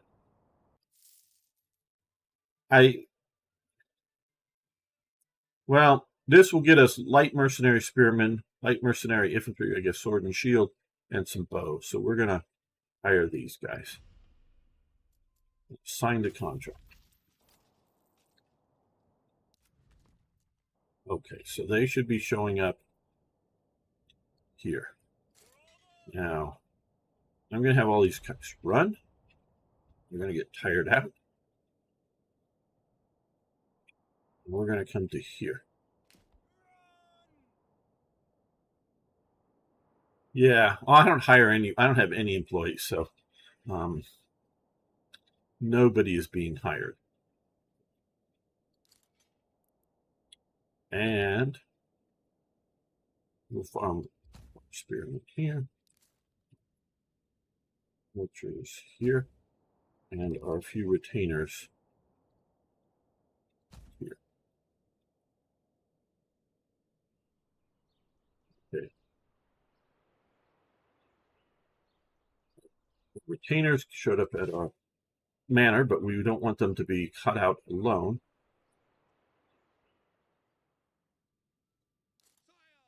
Spearmen and militia archers are coming. I need a wife. I'm happy to pay. Well, I think you pay for a wife.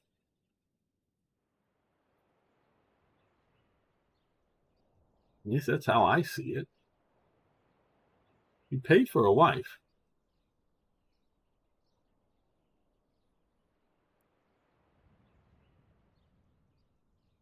No, I'm not joking. You pay for a wife. Now, it may not. Well, we can talk about California and why I don't have a wife. There's more than one reason, but the biggest single reason I could say is community property. Even if she doesn't do anything, if she divorces you, she gets half of your stuff. Oh, well, she was cooking and cleaning for you. Yeah, and and I'm presuming, and this is the case, even if she doesn't work. Now, it's one thing, and this is my pet peeve, and this is why I'm not, or seriously, this is why whatever personal relationships, and I've had them in my life. But why I'm never gotten married is, even if you fully support her, even if you've paid for all of her food, your housing, her clothing, her living expenses, let's say for 5 years, you paid for that for 5 years, and she has done no outside work, and then she asks for a divorce, she gets half. There's no even children. She gets half of your stuff. So if you have a house, if you fully paid for that house before you met her, you were earned enough money or inherited enough money or inherited the house or whatever. You've had that house, and then she's come and lived in it. In the state of California, after it's not like after like 3 months and it's annulled or whatever. But and I don't know if there is a set legal time period. But after a certain number of years, if she divorces you, she gets half. So if you have a big enough bank account, you may get to keep the house. If not, you're forced to sell the house, and she gets half the money. She gets half of your stuff. Even though, I'm not saying people that, women or if a man, but, is maintaining the household, isn't doing work. But now, it would be entirely different if both the man and the woman both worked in a job and both like put 50-50 into paying for the house and paying for all the expenses. And then there's like one bank account for the family and whatever. And now you're getting split up, and then she gets half. Absolutely. That's perfectly fair. But in the state of California, she didn't have to do any of that. She could just be even theoretically, you could even hire, help to come in and clean and cook and whatever, and she still gets half. And so that, nope, not marrying. Nope, nope, nope, nope. I'm not going to give up half of my stuff on the chance that she doesn't like something at some stage and wants to go. Here we can choose to marry with separate economy. So if divorce won, and there are prenuptial agreements, and if I was really serious and I was really wanting to get married, I'd never, I can talk about economic situations or whatever, really wanted to do it, I could try to set up, prenups and other sorts of trusts and try to protect it all. And there are ways of doing it. So even some of those judges, divorce judges, if you get the wrong one, can still just decide, nope, that doesn't qualify. And so, yeah, I'm totally good if the woman has material, gone out and financially or whatnot contributed to the household income, and that they are, getting their contributed percent, if it's 50-50 or if it's 70-30, if she is, provided 70% of the income because her job pays more, well, fine. She gets the most. I am not, saying women shouldn't get anything. Is it the case that prenuptial properties stay separate at divorce? It can. But there are judges with attitudes, or judges that just make bad decisions, or judges that have preconceived. Now, it's different, and I'm not talking about child support. Now, of course, in California also, unless the woman was deemed somehow unfit, and that has to be like a major drug user or something like that, if the woman wants the custody of the child, it is almost guaranteed that the woman gets primary custody of the child at any age. And I can definitely see it more as an infant, but at any age, primary custody. if the man wants joint custody, he can normally kind of get the weekend visit bullshit. Not like half the month one parent and half the month the other parent. No, it's more like a weekend visit bullshit. And so the women in the state of California are overwhelmingly given child custody. And then, since that they believe not only will the guy have to pay child support, and we talked whether he should or not, that's another case, but would have to pay, because it's legally enforced, have to pay child support. Well, the mother is now the primary caretaker of the child, and so either she has to be at home taking care of the child, or she has to pay additionally for somebody else to pay for the child. So you have to not only give child support, you have to give, you also, in the half the stuff, saying before, there is also alimony in that you continue to pay your former wives to support her. But even so, whether there's alimony without children or there's alimony with children, but if she's also having to do that, so it becomes very vampiric. And so it's not. When in love, the brain disappears out in the blue of air. Yeah, and so, like I say, I have a personal problem with all of that. Okay, we're going to move up here. See, we're moving up here now that we are at least at the body, so none of these units are going to be seriously caught, because we can watch these guys separate. So yeah, that is another thing. And California was one of the leading states in all of that, happening in the 70s. And it even goes back to alimony. I remember that. I don't remember what age I was, but I wasn't terribly old. I don't know if they're still alive, but there was this tennis star, a woman, Billie Jean King, who was, a feminist tennis player. Sort of one of the best women tennis players at the time. She may still be alive. She'd be old by now, but I'm not sure. Well, she went through basically a divorce with her lesbian lover. That's why it's called palimony. And I don't know how long they were together.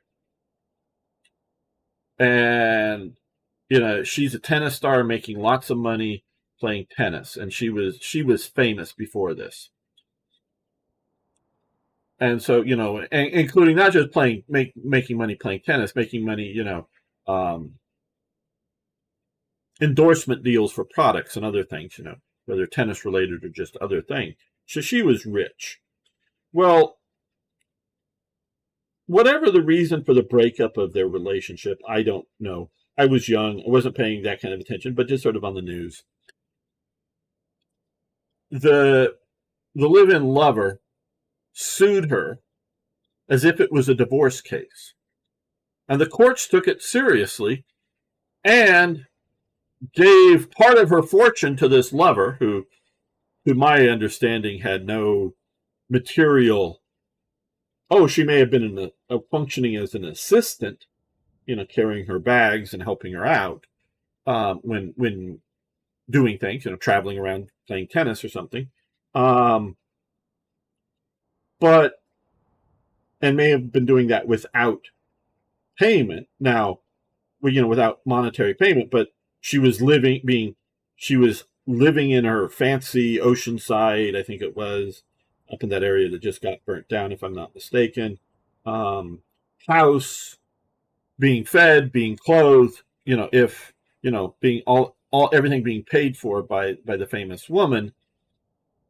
And so she may have not been making a salary doing her stuff, but she was not materially responsible for this woman's success, meaning just at most she was being an assistant.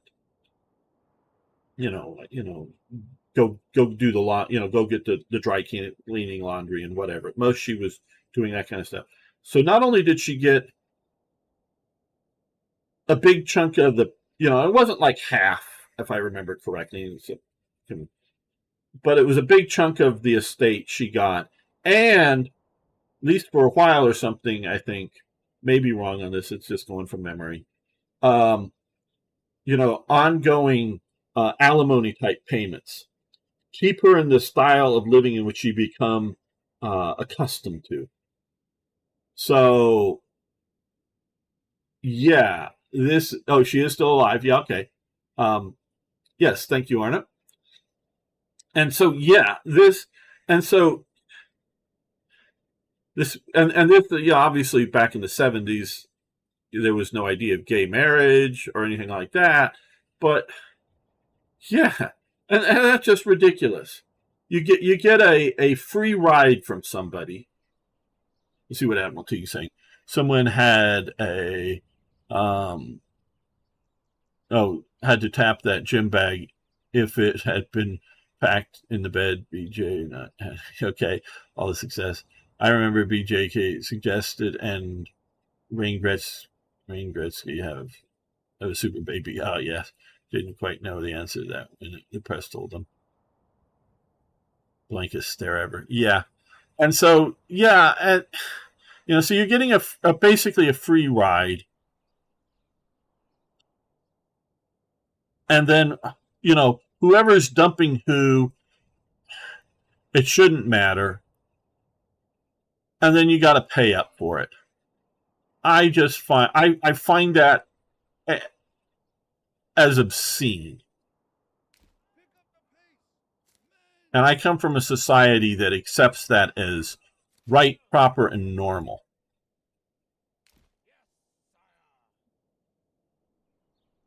Okay, you guys keep running. You will get you arrested before the combat happens.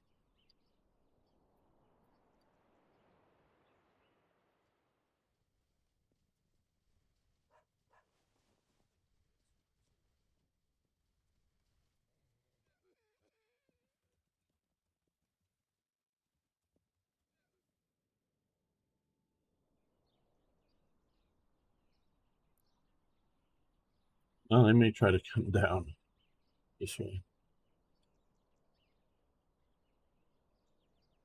Oh, did she lose? Okay, but the courts entertained it at the time. And again, I'm going from, 30-year-old or more memories. Probably more than that. But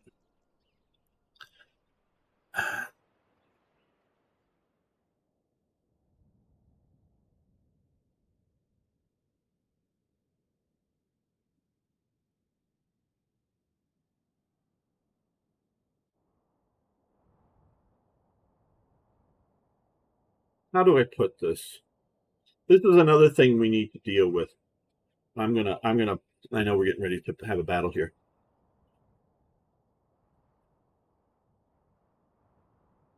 Societies need to function, people. Not, okay, not should, not ought to, not any of these other sort of leftist, we all ought to have equal pay, or we all ought to, whatever, have equal rights, or no. Societies need to function. Okay. One of the functions is to replace themselves. Okay. Meaning multiple generations. And of course, if you don't do that, your society fails. Okay. Meaning it disappears.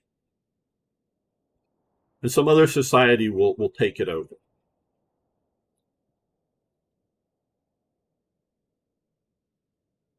There needs to be,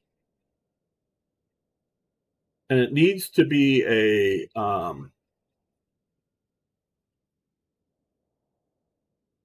yeah. I think Serena Williams would have beat Billie Jean King, because I'm blanking on the sort of show match that if I remember correctly, that she lost with a male tennis player that was not, where Serena Williams really has, my understanding, or, the musculature to really hit and play well. So it's not just the skill, because there are very likely a fairly good number of female athletes, like in tennis, that can have that fine skill of playing, but the males can have that equal skill, but just have that extra musculature to hit that ball harder and faster, and equally place it in the parts of the court or whatever to do it. But that ball is just traveling so much faster, and that are just going to outdo women. Serena, I think, I don't know. I don't know if both in their 30s, if they do arm wrestling or whatever, to see who's stronger, because they may both have, and I don't know the skill levels between the two of them. Like you say, if they're both 30 years old, but I think Serena probably has the musculature that's going to be better than Billie Jean King. That's just my guess on it. But both needs to be both in law and in society that has stable and encourages children to be raised. And stability is important. So, and again, this is my observing coming from California, where California at one point had a 50% divorce rate. Now, that didn't mean half of the couples that got married divorced, because there was often people that serially got divorced. They get married, 5 years later they get a divorce, and then one of them would get married again, and 5 or 10 years later get divorced again for whatever reason. So that would so it's not half of the couples didn't make it, but half of the marriages ended in divorce. And so probably 60-70% back in whenever this stat was, probably made it through the great bulk of their life married, but enough, and the others that other marriages that again serially probably would break up, because I've known guys that have had 2 or 3 wives, and so going on. And so you need to have that 20 years of stability to raise children, a minimum of 20 years. And yes, you should not have people stuck in an abusive relationship, okay? But you should also not have, oh, hey, we fell out of love, so we got divorced. Well, because there's children involved and there's other things, there should be a certain amount of stick-to-itiveness, even if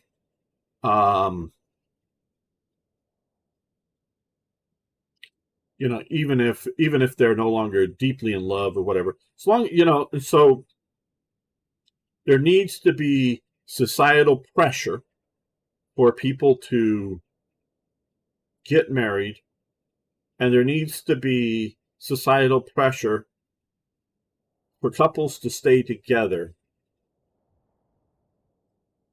to get children raised. Again, I want to clearly state, yes, if there's an abusive relationship or whatever, you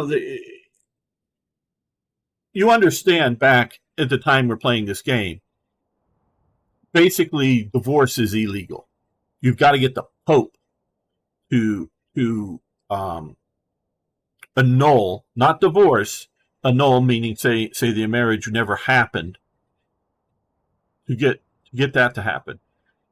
In Protestant England in 1800, to get divorced, so we're no longer talking about Catholic marriage, talking about Protestants, and I don't know all the countries, but in Protestant England, who get divorced,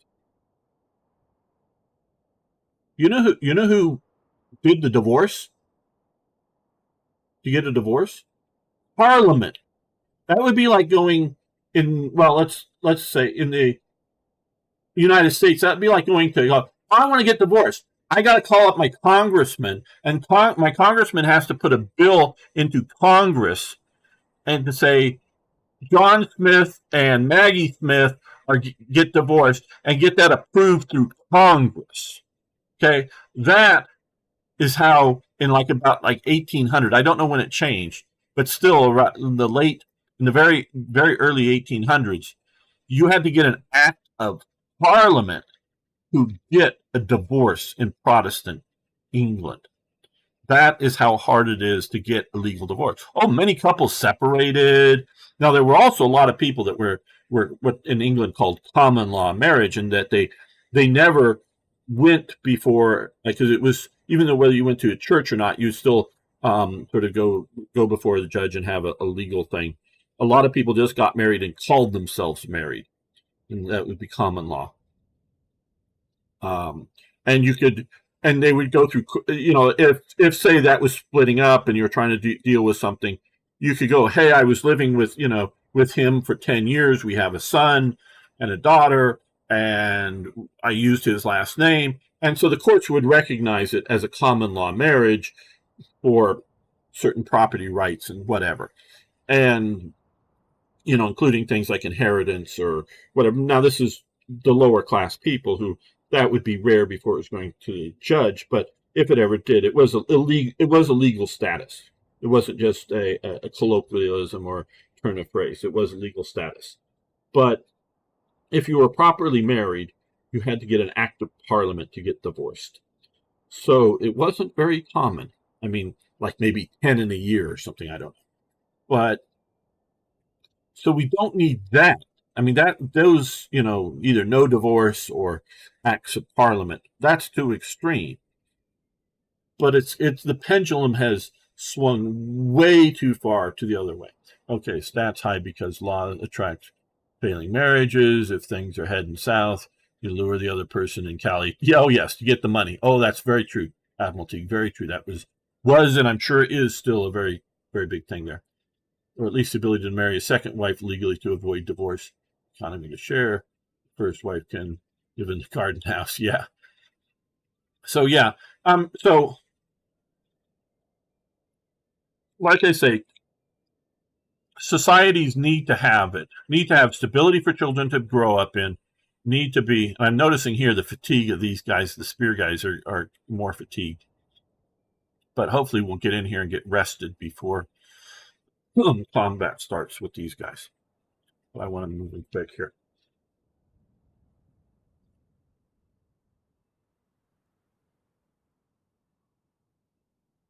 Yes.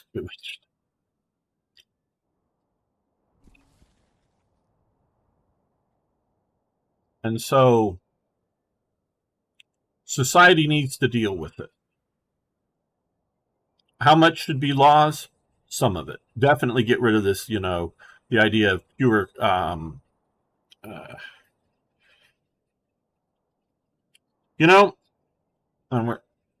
the idea of get rid of the idea of community property when like I say, if we're looking at breaking up assets that were both contributed to financially or whatever, sure, but otherwise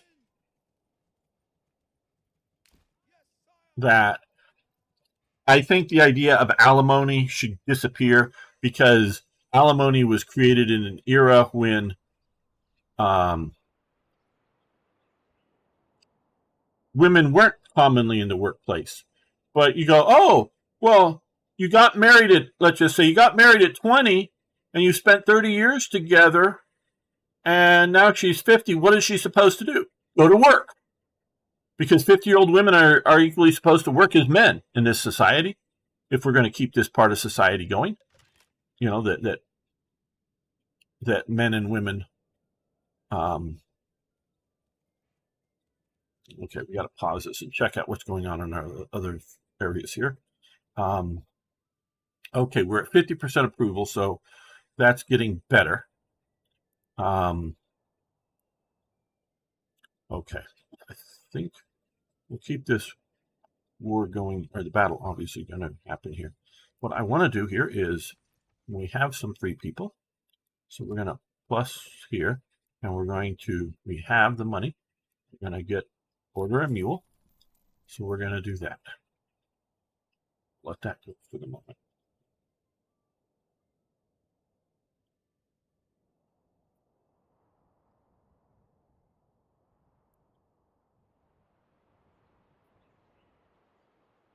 When we look at what George Lucas did with Star Wars, I'd say we make it an exception for just him in that, otherwise agree.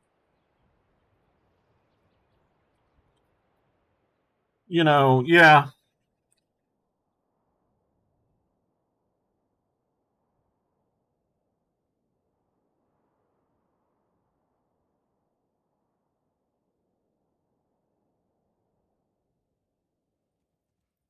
And I always believe in exceptions because I believe there's exceptional people, whether exceptionally good or exceptionally bad. It's not like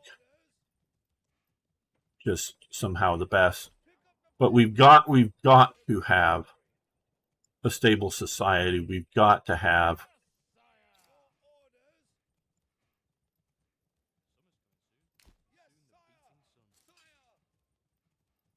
the horses are sort of stuck. The people there, in the cart. Archers in this game are really, really poor.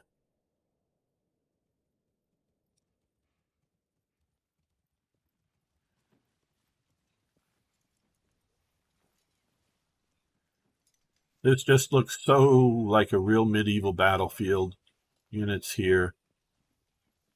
Now probably okay, let's pause this. How much time do I have? Okay, they're coming like that. Okay, I think I've got enough time to reshuffle this. You're going to become the flank. You are going to become, no, more like that. The center.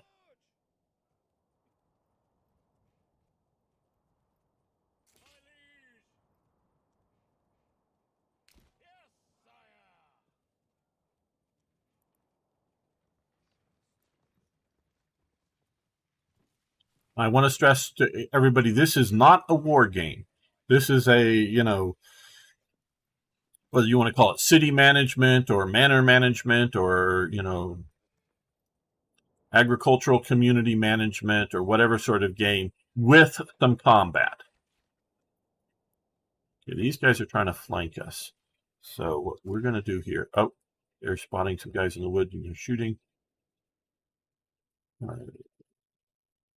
Being shot at. Okay. You face like that. Not going to run. Shoot, walk. Oh no, we are shooting. Oh shit! No! That was a wrong misclick. Okay, go back to where you were.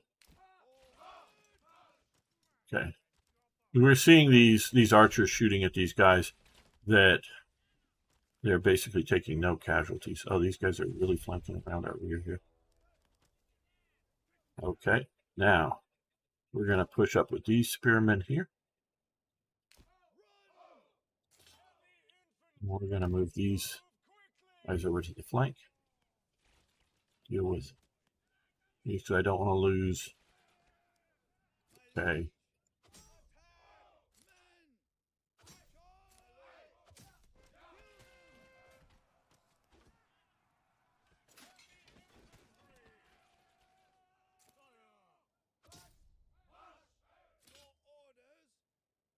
The archers focus on these guys.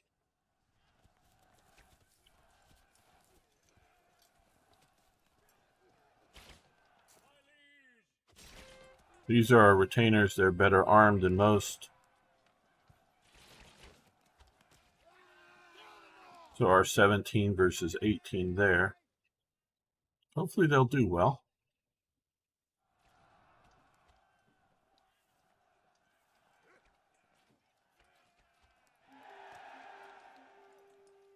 Those guys have been victorious there. Push on these. Oh, we lost one of our retainers. Okay, they've run away, so we've lost one retainer. You come in here. Push on the rear of this last group. They've lost, mercenaries have lost a few guys there. One guy there.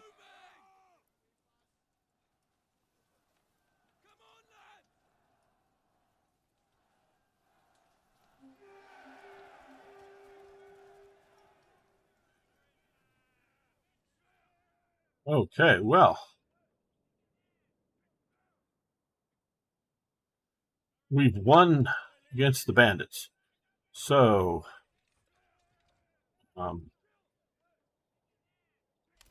we're disbanding our mercenaries. They get to go home. And the retainers, we lost a single retainer from our core units here. We're going to disband archers so they can go back to work, and our spearmen so they can go back to work. And our retainers then go back to training at the manor house. Yes, well, I had no sense of like fair play or trying to make it even. I spent the 90 gold or whatever, 90 money, to hire the mercenaries to make sure that we had overwhelming chances at victory. Because there's no reason that they give them an even break.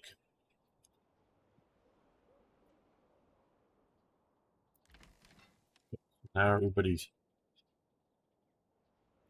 getting back. Okay, we have our pack station here. We did trader available in 22 days, so it's going to take a few days to get that done.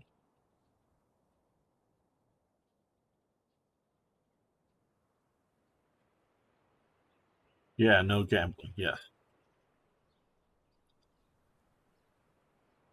And all that I've been sort of ranting about here does come into the sort of subtitle, Collectivism versus Individualism. I definitely believe in individual liberty. But like I say, societies must function. We must have plumbers who deal with shit. And I mean literal shit. They got to go in and clean that out. I'm not saying they shouldn't have protective gear or whatever, however dirty they will get. But I'm not,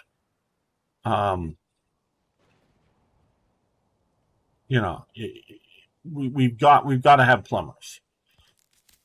And plumbers,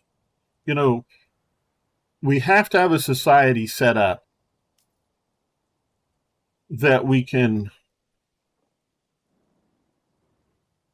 encourage people to want to be plumbers, right? Now, maybe, and I don't know what it'll look like when we can have, whether it's AI robots or semi-AI robots that are, the plumber is just a guy sitting in a, on a chair with a Nintendo controller, controlling whether it looks like a human or not, but controlling a robot that does the work, or whether you have AI. That may be coming in the future. And maybe I'm old world thinking right now, or current world thinking. I don't know. But we have to have enough plumbers. Now, we have to have a society that we can, or it would be best, shall we say, to have a society that we can encourage people to be plumbers with carrots. And by that I mean, some sort of benefits, money, But it has to be, if we're going to do that, it has to be an affordable situation. And I don't necessarily mean cheap. I don't mean it has to be, foreign labor. The whole, and this is why we got to get rid of all the illegal aliens and even these semi-legal aliens that we brought in. We got to get rid of them all. And I've had, family, who's going to pick the avocados and who's going to do whatever. Look at Saudi Arabia. Saudi Arabia imports its plumbers, basically, as guest workers. They have no right, or virtually no right. Now, some of them are almost treated as if they're slaves, but most they're just, guest workers. They make their money. They live. They normally live better than they would in the country that they come from, or someplace like the Philippines. And they come in and they work for a number of years in Saudi Arabia, and then they leave. I do not think that is a good way to organize society. Could be wrong. I think it would be best if most of the people in your society come from within your society. So you got to have plumbers. It would be best if you do it. You encourage them with carrots. But if necessary, you encourage them with sticks. Okay. Don't Saudi citizens get reverse taxes, aka dividends from all the oil? That may have happened. I don't know enough to really comment in an informed way, Admiralty. It very well could be. And so, to import whole classes of workers is not a good thing. So, and we can talk about sticks in America, and we do have them, though most of them are not functioning now. And one of them would be the draft. We draft people. And yes, if women truly wanted equal rights, not claimed that they do, they would have to sign up for the draft. Oh, well, combat. Well, I didn't say they need to go into combat. You can draft them into, making munitions if we go to war or something like that. You can draft them into doing other jobs, being plumbers. Because if you draft, all the men go off to fight in the war, or enough of them. Yeah, the older plumbers, the older guys aren't going off to the war, but they could, like the land girls in Britain, it would take 2 or 3 land girls to replace one male farmer in actual effectiveness. But yeah, they were drafted into that kind of stuff. So women should, again, it doesn't have to be for combat roles, but should have to sign up for selective services. If they really want equal rights, they should have equal duties. And if they're not qualified for or good for, combat, fine. We can find other things for them to do. Okay, we have the livestock. Okay, waiting.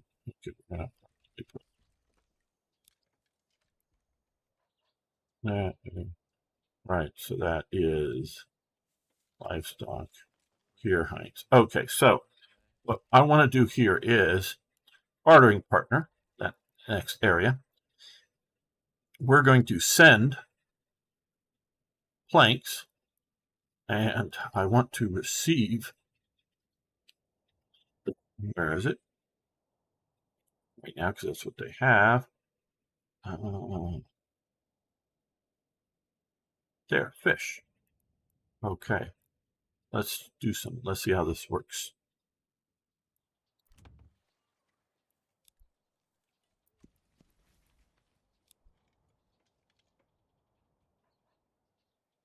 And so, like I say, I believe in individual liberty up until a point. But to the point that and yeah, you can always have your handful of people that are your sovereign citizen dudes that want to go live as mountain men up in the mountains somewhere.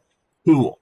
I mean, yeah, we can function as a society with a few people doing that, and a few people doing whatever, you know, being an unproductive artist, meaning no one's buying their art, as opposed to being an artist that is making money selling their art, whatever it may be, whether digital, you know, being hired to make these buildings and models, or being hired to, paint a painting.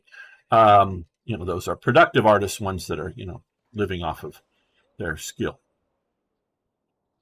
Um, but so society, like I say, society needs to function. We can have individual liberties up until not necessarily the whole society, but up until a certain segment of society or element of society, like plumbers, stops functioning. And so whether it's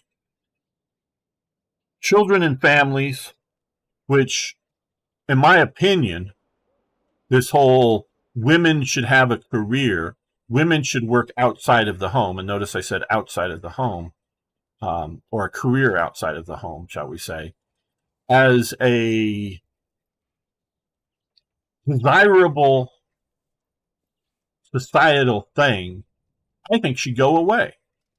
Not that women shouldn't have a job, a career outside of the home, but that it is best if they do. You notice the distinction there?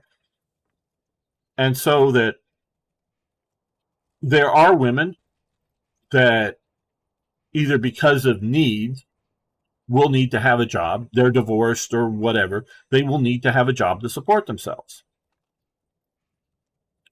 And then there are women who particularly want a particular career, like athlete women, like whatever, or a Star Trek YouTuber. Yeah, well, yes, and so you know, um, it's not that women shouldn't either be allowed, not saying that at all, or even shouldn't be accepted. Yes, they should be accepted. Having being a banker, I'm just trying to get not that most women don't want to be bricklayers. I get that. But they don't, not necessarily all jobs have to be flashy. They can be boring jobs that you sit in an office and you do that, being a banker or whatever. Yeah. And I don't mean just a job as a bank teller for 5 or 10 years after they get out of college or something to get a stake. I'm talking about being a career banker or some such thing.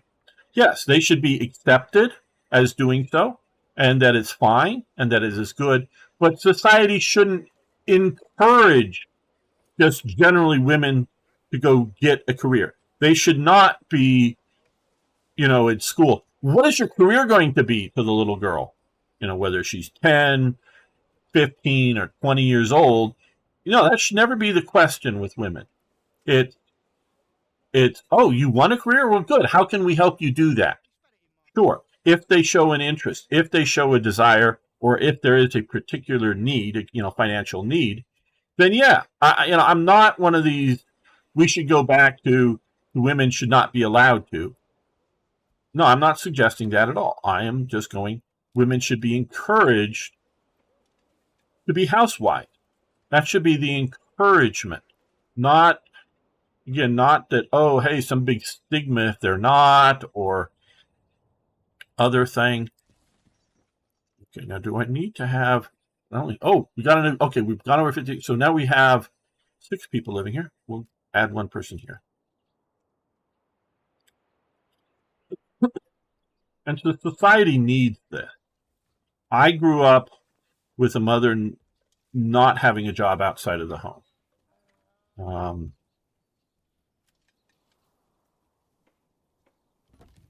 I think that is best. She did work, though, but sort of part-time work and basically work more or less in the home.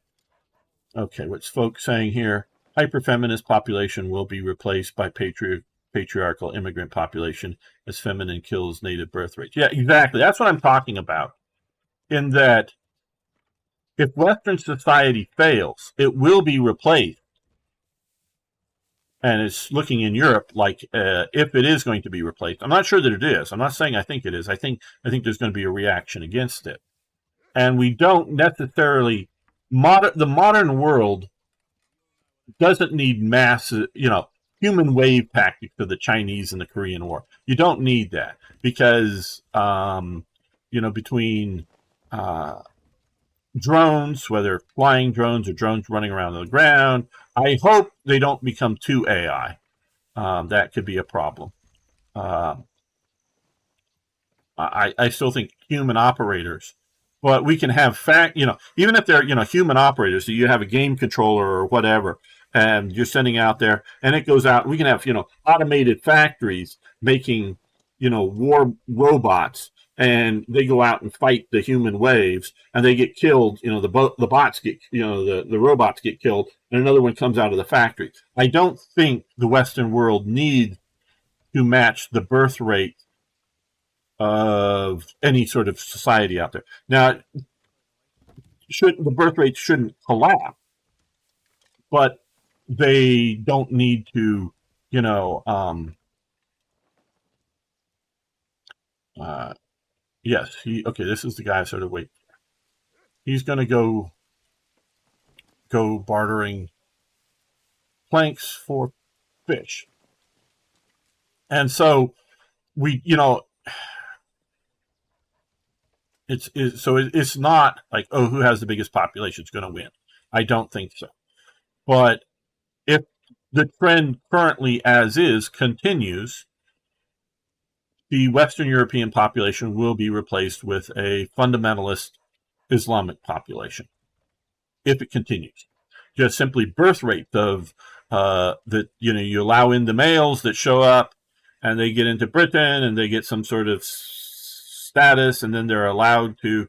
Um, I forget one stat. Some stat was like, oh, 60%. I forget. I know I'm wrong on this, but it was something like 60% of people that were like in the U.S. or some, or maybe it was 30%. I don't know. Doesn't matter the exact percent, but percent of people that came to the U.S. as are refugees and are here staying as refugees have visited their home country during that time period. Meaning they're so afraid of living in their home country. Oh, wait a minute, they're vacationing in their home country. So, yeah.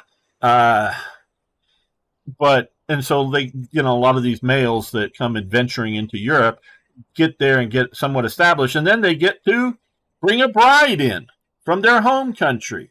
And so now they'll just outbirth rate, if nothing else, outbirth rate the local European population if things continue on this trend. Looking back on my marriage, this is Admiral T, would simply say next time I'll just take her on a vacation to Jordan and pay the fine before I go through another divorce. Yeah, 10K for the guy to go to court on my behalf to legally prove that I just don't like someone, just as the start of the nightmare. You need to go and show the Baron who set those losers after you. Yeah, that's around. I advise a punitive expedition. Well, no real ability with a punitive. This is our world here.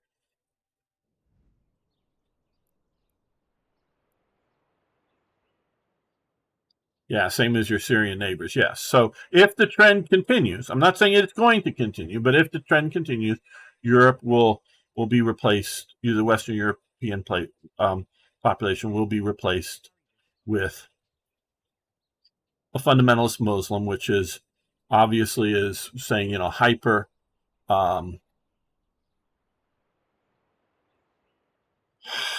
you know, hyper male, and so yeah, so if I spell that out, it's not cool for gamer. Let's just say that, yeah, I sort of kind of got it, and um, sort of I'm gonna put a dowry kind of situation if I understood sort of kind of correctly, but not exactly uh, to deal with it. But yeah, and so yeah, Western society is having its problems for sure. And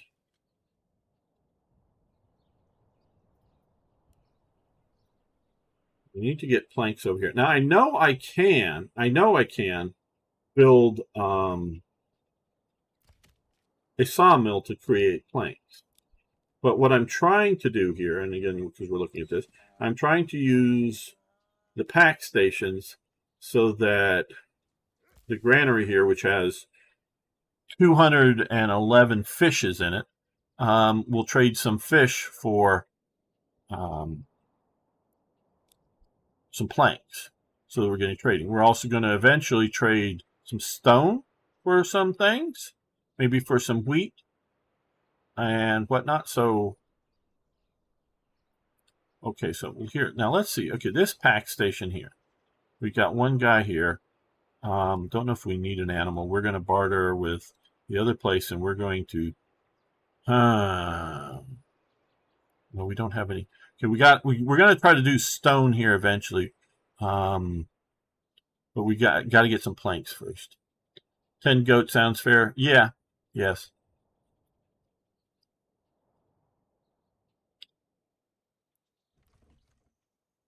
And so society needs to come to terms with this reality.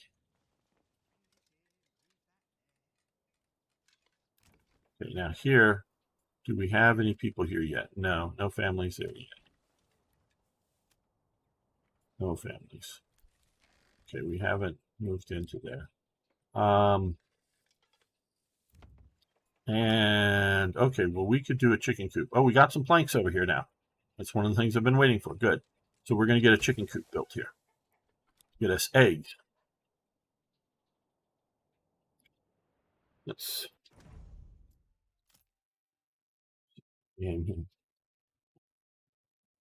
And so with everything, you could say one of the things I've recently heard, there are no solutions, just trade-offs, or